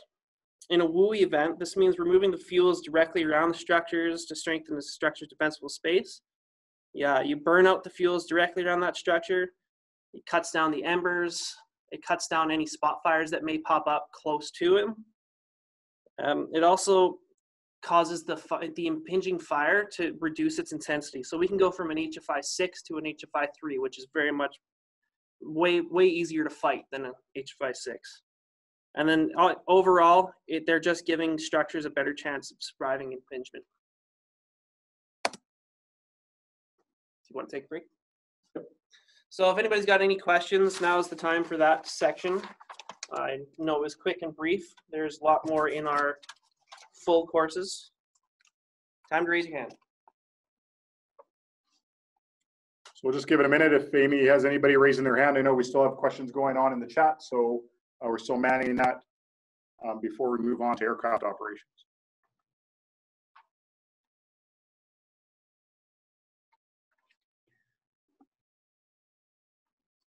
I'm not seeing anything, so let's continue on. All right. We're almost through this, everybody, so we only got about 15 slides left. We do have the case study at the end, so it'll take a little bit longer. But again, thanks for everybody's participation, and we're getting through it. So I have you for the rest of the presentation now, so I'm sorry about that. But we're going to talk a little bit about aircraft operations. Aircraft operations are an essential part of Wildland Urban Interface operations. They're a very important tool as firefighters, but as firefighters and strike team, task force leaders, group soups, whatever our position is, myself operating usually as a structural protection specialist or a branch director, aircraft is an important piece of the puzzle for us. That being said, it's important for us as firefighters at any level to understand the capabilities, the uses, and the limitations of aircraft, and some of the safety considerations around operating with them. So aircraft at a Wildland Urban Interface incident in Alberta are usually managed by Alberta Agriculture and Forestry. On occasion, in the non-forest protection area, they are managed by local resources, but most of the time they're operated by or managed by forestry. We'll talk about integration of the aircraft in the Wildland Urban Interface in a second, but it's really important to understand who controls the aircraft, and that's usually forestry resources. So we're going to talk a little bit about aircraft operations and the different types of aircraft that are out there. So aircraft are primarily built in or categorized into two different types. So we have skimming aircraft and land-based retardant aircraft. They can work in singular or tandem operations. Skimming aircraft are the ones like you see in the top picture that are designed to scoop off of the water sources. They need lakes to do that in that are of adequate depth and adequate length. They're a very effective aircraft when the water source is close by. And the difference between a skimming aircraft and a land-based retardant aircraft is how they are used. So a skimming aircraft tends to attack the fire, where a retardant aircraft puts retardant lines ahead of the fire to either slow it or contain it. So that's the big difference between the two type of aircraft. So obviously land-based retardant aircraft have to go back to an airport to refuel or back to a base.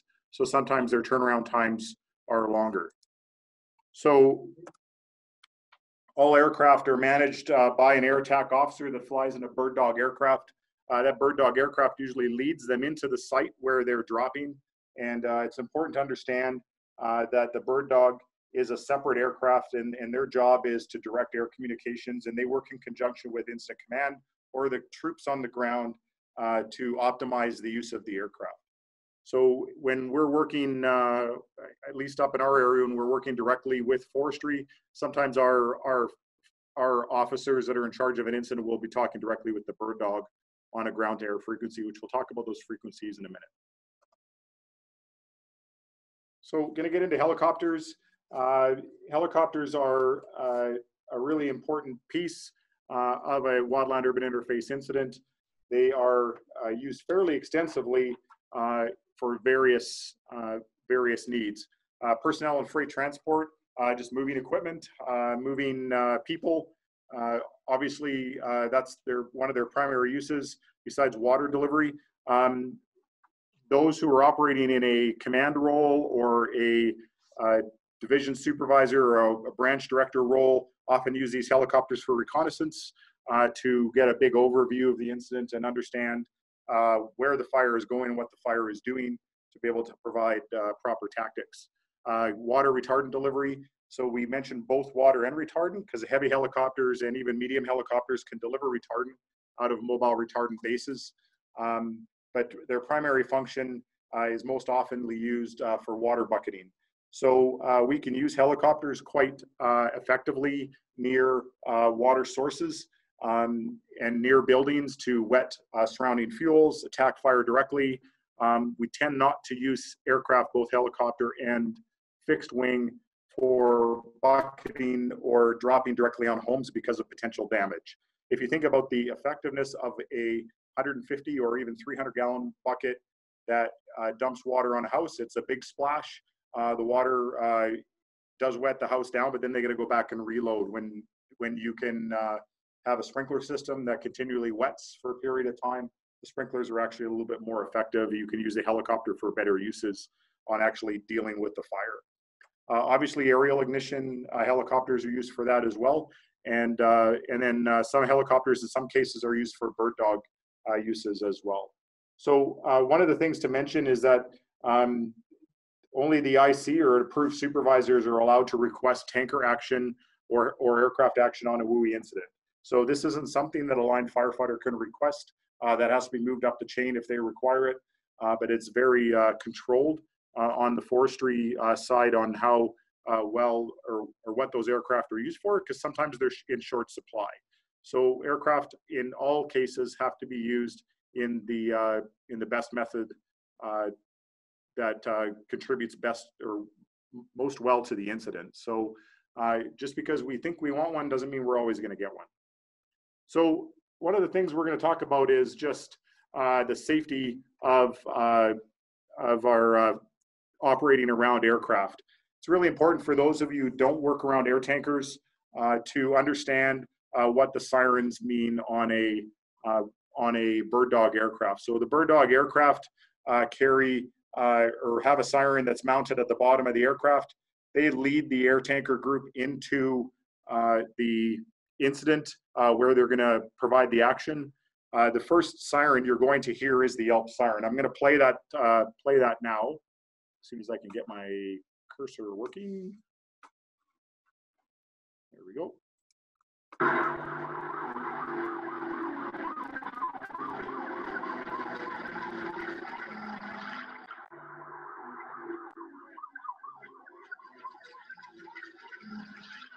So that is the yelp siren. So the yelp siren indicates that immediately behind the bird dog aircraft is an air tanker.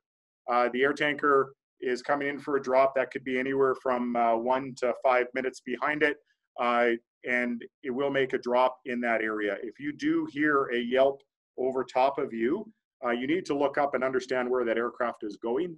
That means an air tanker is coming in behind it. The air tanker will drop in the same path as the bird dog aircraft, which means you got to move in a 90-degree angle away from that area to get out of the path.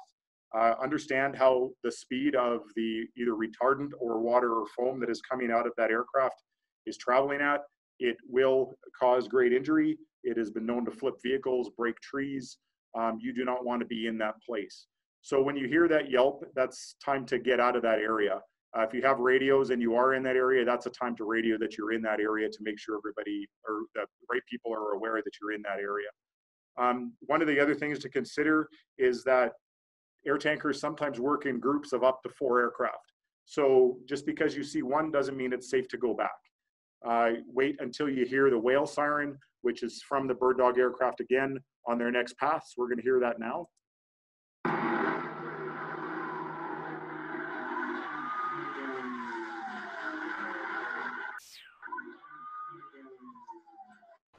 So the whale siren indicates that the airdrop has been completed and it is safe to go back in. Traditionally, we tend to work with on the radio and confirm with the bird dog aircraft if we have a supervisor in the area that has those communications to confirm that they're clear. But when you hear that whale sound, that is the indication that they are done their drop and that it's safe to go back to work in those areas. So we often use aircraft in close proximity to structures. We definitely did last year. Air tankers did retardant drops, not right up against structures, but within proximity of the structures, just try and slow the fire advance to give crews the ability to better protect those structures. So it's really important to understand those two safety tones, or the two siren tones on the bird dog aircraft. So we're going to talk about communications now.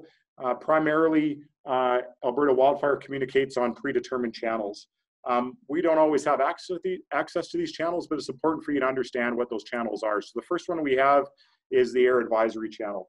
The air advisory channel is basically used only by pilots operating aircraft and bird dogs. So helicopters and fixed wing aircraft. The bird dog will set the air advisory channel and determine specific to that incident what they're going to talk on. Air to ground channels, which in Alberta are also known as FireNet channels. We often use those on air to ground to talk back and forth with helicopters and bird dog aircraft. We also use it to talk with forestry dispatch and other forestry resources over long distances, and that's what we use the FireNet channels for. The fire line channels are ground to ground, and that's where the crews talk back and forth, and they're specific to those ground crews.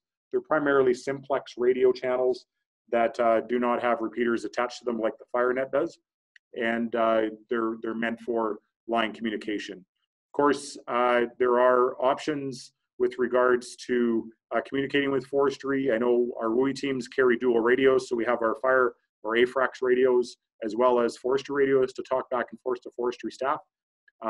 There is on certain incidences that they will provide a mutual aid channel, and many organizations have mutual aid channels directly with forestry over VHF.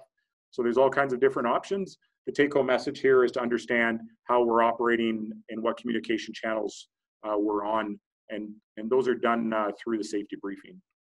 So that's about it for aircraft. We're going to talk about heavy equipment, and heavy equipment is another tool in the toolbox for WUI operations. So both wildfire and municipal services use heavy equipment for creating fuel breaks during wildfire events.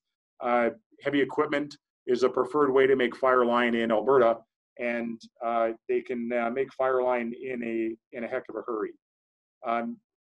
Large machinery can take care of access issues for you. They can assist in creating safety zones for firefighters, but they do have operational limitations.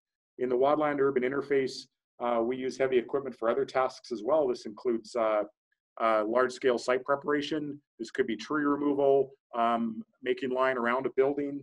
It could also be used for water delivery and so on. So there's all kinds of different options that we use heavy equipment for. A traditional heavy equipment group within forestry is made up of dozers and tracos, and they're the ones that are traditionally cutting fire line, but there are other options out there that we're going to look at right now. So a couple things with regards to heavy equipment. The first thing we need to think about is effective communication with operators. You know, this equipment, sometimes, depending on the style of equipment, have visual limitations by the operators, so they can't always see where you are going. So good communication with the operators on where you are and where they're working is really important. Good communication on what their tasks are is also important. You need to understand the heavy equipment's purpose. So what are they used for? In this case, we have a tactical tender, Bush Baby out of Slave Lake. I think he's working with us he's on this webinar today. You know, understanding the operations of capabilities of a piece of equipment like this is really important. When we're working around heavy equipment, you need to remain visible. You never approach a machine that's operating without making visual contact with the operator, so they know that you're there, and they actually stop operating before you come up to them. There's fall hazards climbing on and off of equipment, and sometimes the equipment has access limitations that we need to be aware of. So there's all kinds of different heavy equipment out there, as we mentioned, and they're used for a variety of different tasks. So heavy equipment in the Wildland Urban Interface can be as diverse and specialized as your imagination can carry you. So you need to be aware of what their capabilities are and what their options and workarounds are. So some great examples of some unique Wildland Urban Interface heavy equipment are off-road tactical tenders, as you can see in the bottom pictures, with elevated or bumper mounted master stream applications. And they're able to pump and roll and carry a lot of water and do attack almost completely self-contained. Modified aircraft rescue firefighting vehicles, ARF vehicles, have been effectively used in some Wildland Urban Interface environments for point protection on houses. We definitely used them last year during Chuck Egg quite extensively. And they are, again, a good piece of equipment that can operate with minimal staffing and keep themselves safe in a WUI environment. We have dozers with specialized tracks or blades, mini excavators, large excavators, and we can use excavators for not just moving trees, but in extreme situations when we get fire impingement and entry into a community, we've used tracos and dozers to physically knock buildings down and create fire breaks within communities during a conflagration type incident. So there's all kinds of ways we can use heavy equipment. You just have to be aware of their potential. Some of the things with regards to dozers, this is more of a supervisory level tidbit, but we have been known task dozers to knocking buildings down, which does not work well if they have basements. So dozers will end up in basements. So we tend to use tracos for that purpose. But again, we have used processors like logging processors to take trees down directly. We've used dozers. We have everything you've seen in here amongst, we also have skidders with tanks on the back, nodwells for soft ground. There's all kinds of equipment out there that are useful for the Wildland Urban Interface operations. So those are just a couple quick slides on heavy equipment. We're going to be moving to safety, and this is our last section before our case study. So we always put safety at the end of our programs, and that's just more to reinforce. We've been talking about safety throughout the webinar here today, but this allows us to kind of hammer the safety message home. When we look at this picture here, this is a picture from California, and they're doing point protection on a house. This house is obviously upslope, overseeing a wooden deck, and there are some safety considerations to take into play during this picture. So he's on solid ground. He's in a non-burnable area. Definitely has some smoke that we need to think about. But you know, whenever we're undertaking an operation, we have to keep safety in mind. So toxic smoke, power lines, compressed gases, explosive materials, communication breakdowns are just some of the examples of the dangerous hazards that can be encountered in a Wildland Urban Interface event. So no matter what the level of training, safety is our top priority during an incident. We definitely need to continually discuss our safety during the course of our incident. These should be brought up during briefings and ensure that firefighters understand the hazards that they're going into day to day, or sometimes even hour to hour as the big picture changes. So the biggest thing that catches firefighters on the safety on safety is complacency. So we need to take it a step further during Wildland Urban Interface operations, especially when we're active in home defense and firefighting, and make sure we understand our fire behavior, our forecasts, what the fire is doing, and our key concepts that we'll talk about right now on ensuring that we keep safe. So we're going to talk first about WUI incident priorities. So our safety, again, as we mentioned, is our first priority. When we look at our three priorities, life safety, incident stabilization, and structure and community protection, life safety is always our number one priority. So life safety of ourselves and life safety of the people we're trying to protect. If we're in a tactical evacuation type incident, the safety of ourselves as well as the safety of the citizens we're trying to evacuate is paramount. We need to ensure that we are keeping that in mind and continually assessing our situational awareness within the incident.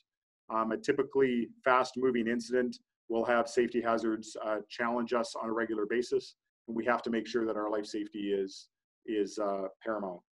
Incident stabilization in a WUI fire typically involves both structural and interface firefighters as well as wildland firefighters.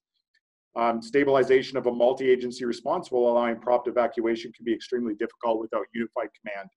So therefore, it becomes vital to establish unified command early, and ensuring communications and response plans are established ahead of time to minimize conflicts. Incident stabilization for us may involve strategy and tactics discussed earlier today, but indirectly involve, directing fire around houses, extinguishing fire, protecting homes, and if we're just strictly dealing with a WUI incident, once the fire is passed, that could be a stabilizing incident for us, but not necessarily stabilizing the incident for forestry. So incident stabilization could have different terminology depending on the status of the incident. Structure and community protection is basically why we are there, and it is obviously a major priority and remains a priority until it becomes unsafe for our personnel. When we talk about the risk management process, we need to understand after we've understood our main incident priorities, we need to develop a plan. And at the WUI awareness level, our safety needs to be at the core of every decision. And this means having situational awareness. So situational awareness can be gathered by in-depth safety briefings before you start your shift in the morning. If this is a rapidly evolving incident, let's say you're a volunteer fire service and you're at home, your situational awareness starts before the incident starts. So understanding what the fire weather is for the day, understanding what you have for resources, where your equipment is located, how everything operates, it's all part of your situational awareness. That situational awareness changes as the incident evolves, and continually looking at how that fire is reacting and what is presenting you is really important in terms of situational awareness. Hazard assessment is something that should be done continuously as the incident progresses. Firefighters could and should conduct hazard assessments on everything they do. Decision making done by experienced, knowledgeable firefighters. Usually strategic decisions or major decisions in a WUI event are made under unified command involving multiple agencies and representatives. It's imperative that division supervisors, strike team leaders, ground suppression crews should also reflect those unified command decisions, and that response plans are made with minimal conflicts. So we want to make sure that we continually conduct our own internal hazards while we're working. So involve something at a personal level of what is the situation I'm in right now, and take steps to correct that. That may be communicating up the chain or down the chain to make sure that tactics are changed as the incident progresses. Reevaluation is one of the most critical yet sometimes forgotten components in the risk management process. As conditions change during a WUI event, we need to be able to adapt our tactics and strategy to better protect ourselves and optimize our suppression efforts. So this reevaluation is done on a more individual perspective, like I was just mentioning. So we need to ask ourselves questions such as, are we fatigued? Are we comfortable in performing the duties that we are doing? Are the conditions changing? And what we do is what we are doing actually working? And do we need to reevaluate our plan? So Colin had already mentioned laces, lookouts, anchor points, communications, escape routes, and safety zones. These still need to be at the core of how we operate. So it's a primary safe work procedure within Alberta Wildfire Management, and it is a primary safe work procedure among structural departments that operate in the wildland environment. It's a simple guide that captures the key elements required to work safely on a fire. Laces must be identified and understood by all our personnel working on the fire line through a safety briefing before the actual work begins. Remember, if we have an HFI, which is a head fire intensity of 4 or more, we must anchor while we're doing operations, and that's a really important understanding amongst firefighters to understand that we need to work from an anchor point, even when we're working in the Wildland Urban Interface environment. So when we're at a community level in a neighborhood, anchoring is fairly easy, but maybe not so much if we are working at a single property, which we're going to talk about in right now. So there's some pictures coming up in this slide here. When we talk about anchor points, it's really important to understand that some places we just can't anchor properly. And this goes into the next part of laces after communications, is escape routes and safety zones. So, do we have a valid escape route? And does it take us to a safety zone in the correct amount of time? So escape routes need to be feasible, ingress and egress points in which we can reliably reach our safety zone.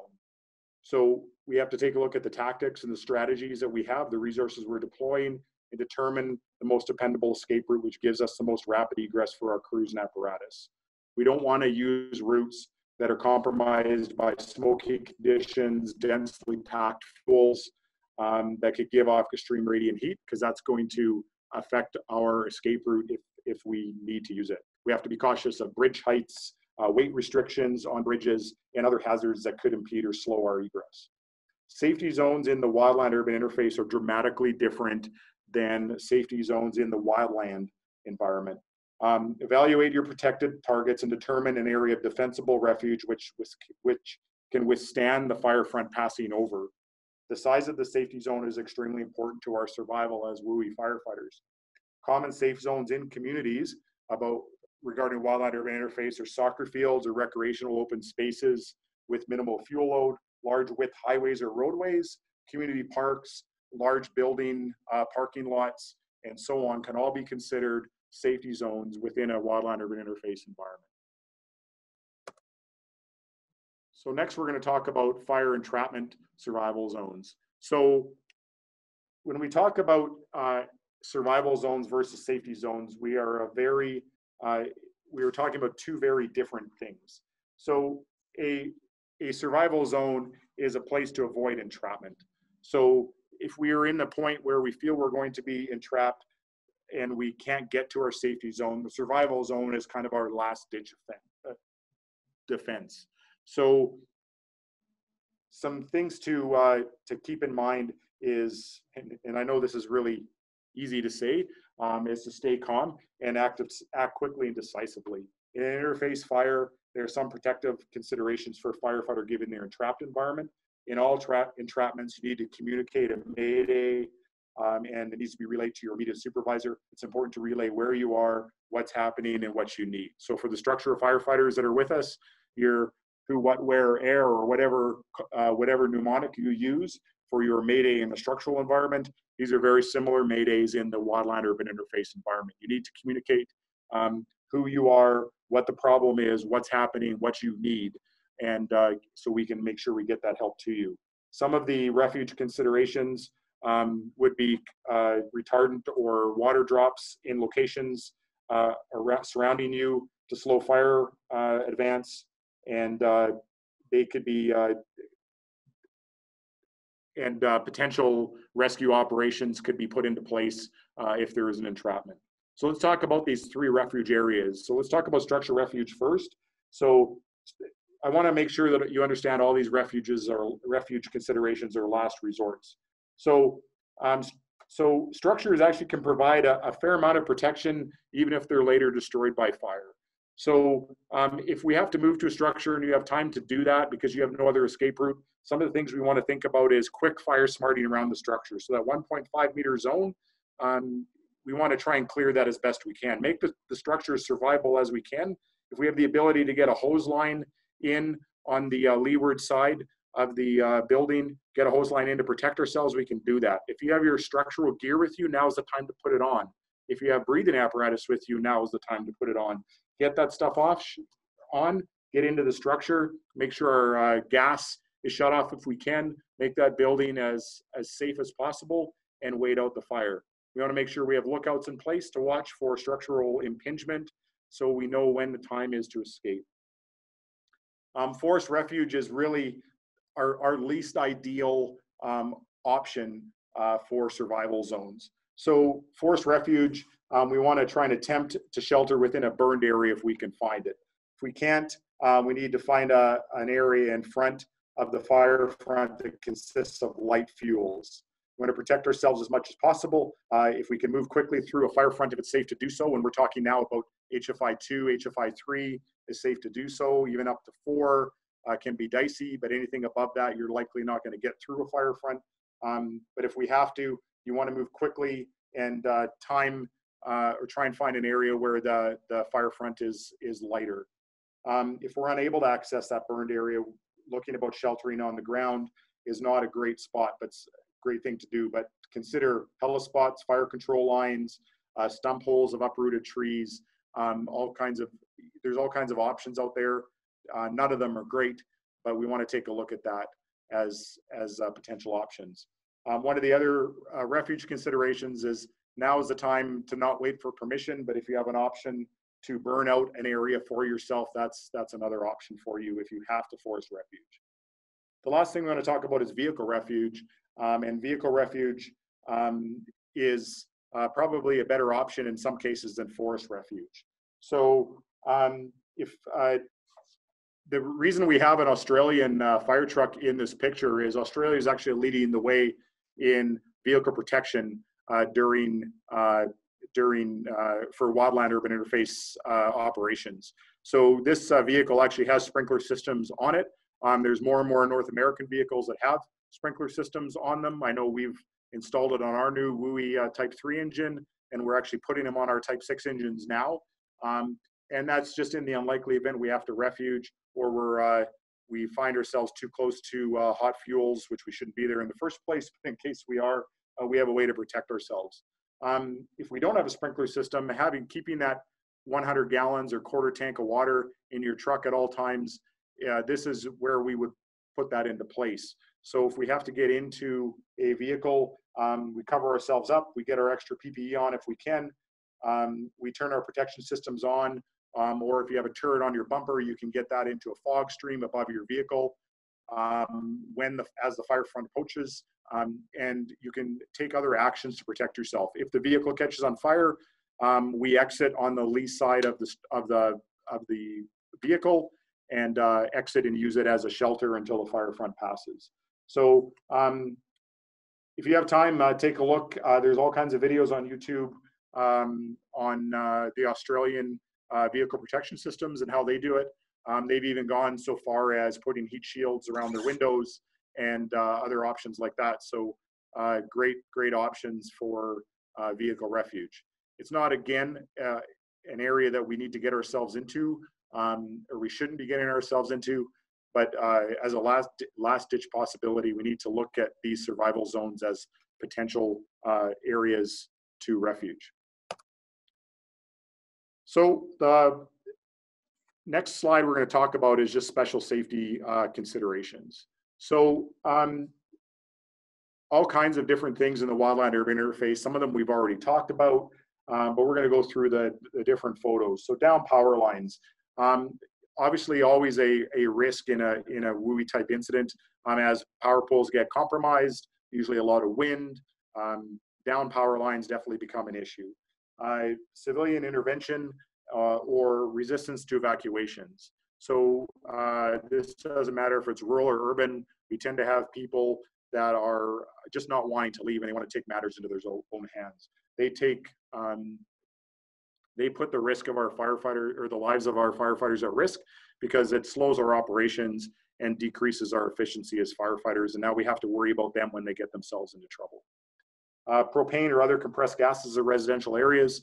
Part of our fire smarting that we did at the Chuckay Creek fire last year in high level is we fire smarted 1,500 properties in 2.5 days, and all the propane tanks and fuel cans came to the front driveway from every house. So remove those fuels, get them out of the way, get them away from other fuels so they have less of a chance to become a hazard if impingement occurs.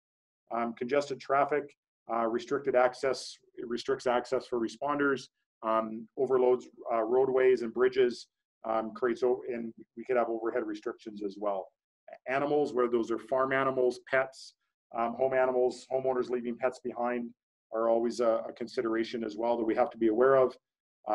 Ammunition, explosives stored in residential areas, gas shutoffs, and gas line exposures. That also includes large propane tanks in rural areas. These are things we have to watch out for when we're doing protection, or especially when we're working in impingement type operations. Working in smoky or low visibility areas also create a visibility hazard for us. Utilizing our emergency lights at all times, making sure our headlights are on, communications with other engines, especially when we're operating in those types of environments. These are all important pieces of safety that we need to understand with working within the WUI environment. Again, we're just giving you an overview because of time within this webinar, but just to give you an idea of the different safety considerations to watch out for. The final thing I want to talk about is decon. So decon during a WUI event, we have to treat decon not much different than we do on a structural event. There are structural toxins in a Wildland Urban Interface event, especially when we get structures involved. Research is starting to be made now or done now for wildland firefighters and their smoke exposure and cancer risk. Maybe not quite as high as structural firefighters, but the risk is definitely there. In a Wildland Urban Interface event, where structures are involved, we have the same hazards and we're often wearing less protective gear. So decon is highly important, and making sure that we are protecting our airways and using proper respirators, and making sure that we're wiping ourselves down before we eat, after operations, using wipes and other materials to make sure that we're keeping clean as best we can. So making sure that we're following decon procedures or establishing decon procedures as a department for wildland and Wildland Urban Interface events is highly important. So I'm going to take just another second here, because that's the end of the actual presentation before we get into the case study, which is only going to take a little while, and open up to questions, Amy, if there's anybody asking questions. I see the guys chatting away and typing a lot, so apparently it spurred some discussion on the chat line. So is there anybody else that has any questions? I'm not seeing any hands up at the time. Either we've put everybody to sleep or everybody. Yeah. There's a few pretty active people in the chat room, so that's good to see. Good to see. Perfect. I'm looking forward to the end of this as well, because my voice is starting to get hoarse. So we only got just a couple slides here on the case study. So what we're going to talk about is the Twisp River fire. So this occurred in Washington and Washington State. It was a fatality of 3 U.S. Forest Service firefighters, and in 2015, and we thought we would share a small case study. So if you go to everybody wants to write this down, there's a good website called wildfirelessons.net, and when you go onto that, you can click on a section on reports, and it covers off incident reports on not just fatalities, but other close calls and injury type events across North America, and most of them in the United States. But the one we picked here is the Twisp River fire fatality.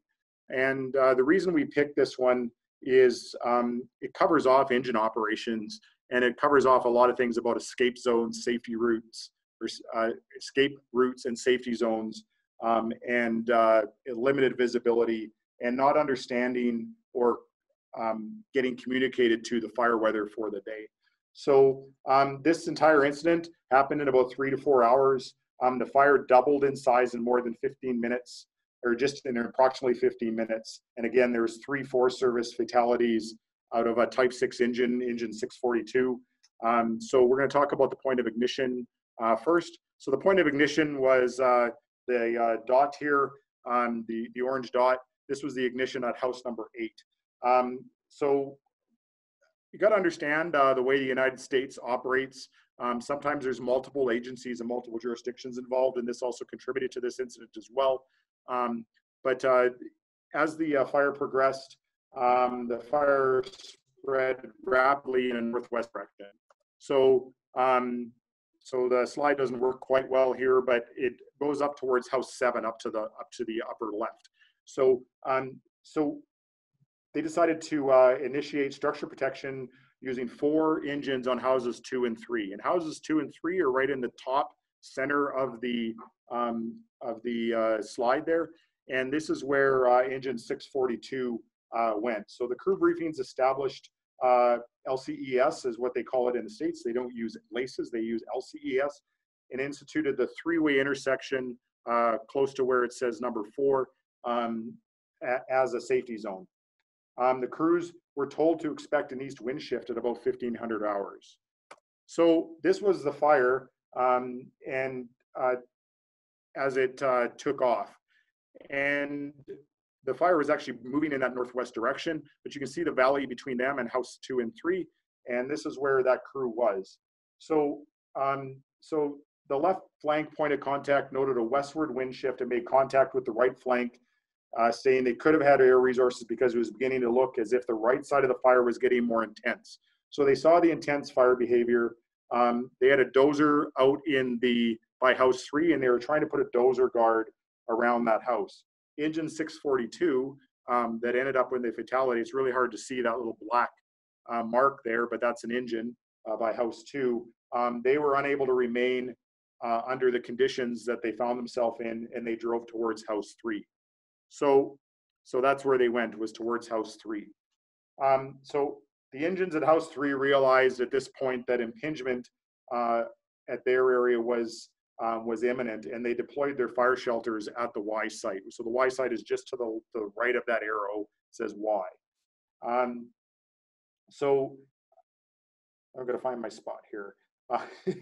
So the dozer guard operator noticed that house 3 was being impinged, and but he said that he figured that the firefighters could ride out the fire at the garage or in the garage of the house.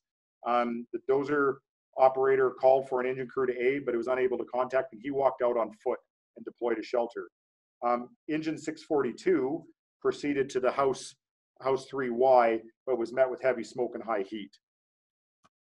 So what happened next was engine 642 decided to turn around before the Y as conditions were rapidly deteriorating, and the engine drove off the road due to conditions. So one firefighter left the truck. There was 4 people on the crew, and made its way down to the safe zone down below, where that big yellow dot is.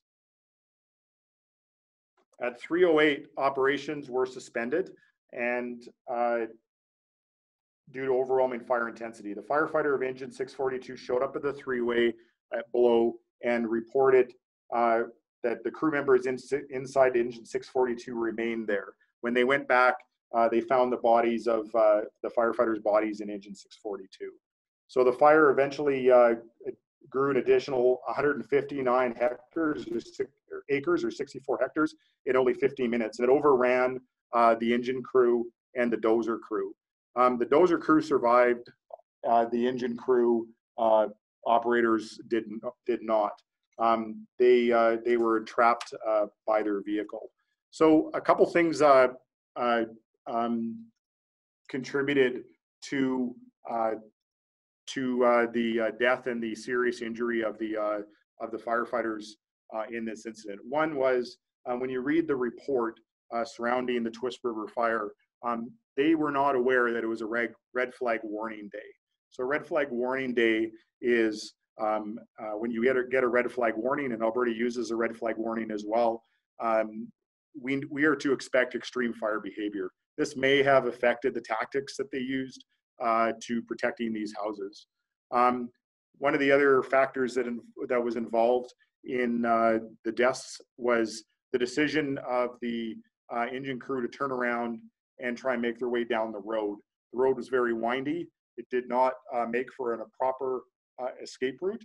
And their safety zone at the 3-way Y was, as you can see, a long, windy road full of switchbacks and heavily fueled, and did not provide for a great escape route. So this is the result of engine 642. Was found after the fire had gone through, and it just goes to show, something as simple as just driving out of the fire can turn into tragedy and disaster. This was a simple drive off the road. By the time they drove off the road, it was so smoky, the fire overran them, and they were unable to escape. So these are the 3 firefighters that passed away: Rick Wheeler, Andrew Zajic, and I don't know how to pronounce Tom's last name. But these 3 people passed away in August 19th, 2015. There is, so on the wildfirelessons.net website, there is this fire and many others of shelter deployments in the United States, firefighter fatalities, firefighter close calls. Some of them are WUI related events, some of them are not, but it's an excellent website for you to do case studies on and understand and learn from mistakes made by other fire crews in the past. So that is just a brief overview of the Twist River fire. As we're approaching 3:30, we said 2.5 hours, we're pretty close. That is it for our presentation. So I just wanted to say thank you for everybody. Last time I looked, we had 164 people online. And I know there's multiple people on certain computers, so that's a big crowd, and we thank you for putting up with this presentation. It's the first time we've ever tried an online webinar. If you visualize our training room, we're literally staring at a wall with a computer screen and another screen in front of us to see our instructor's notes. And so it's a kind of an awkward one for us to work with. But I hope everybody got something out of it. We have laid out the context on this slide. We'll leave it up while we go through some questions. And these contacts are for both the high level and the Clearwater team. So myself and Chief DVN, our emails are there, as well as the 2 team leads, Scott Smith and Jared Oppendries for Clearwater County.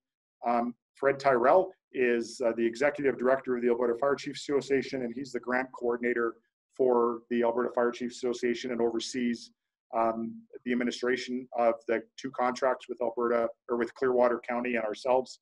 And as I mentioned before, I'm the provincial program lead for the Alberta WUI program. So again, thank you everybody. We'll open up the lines for anybody who wants to listen or ask any questions.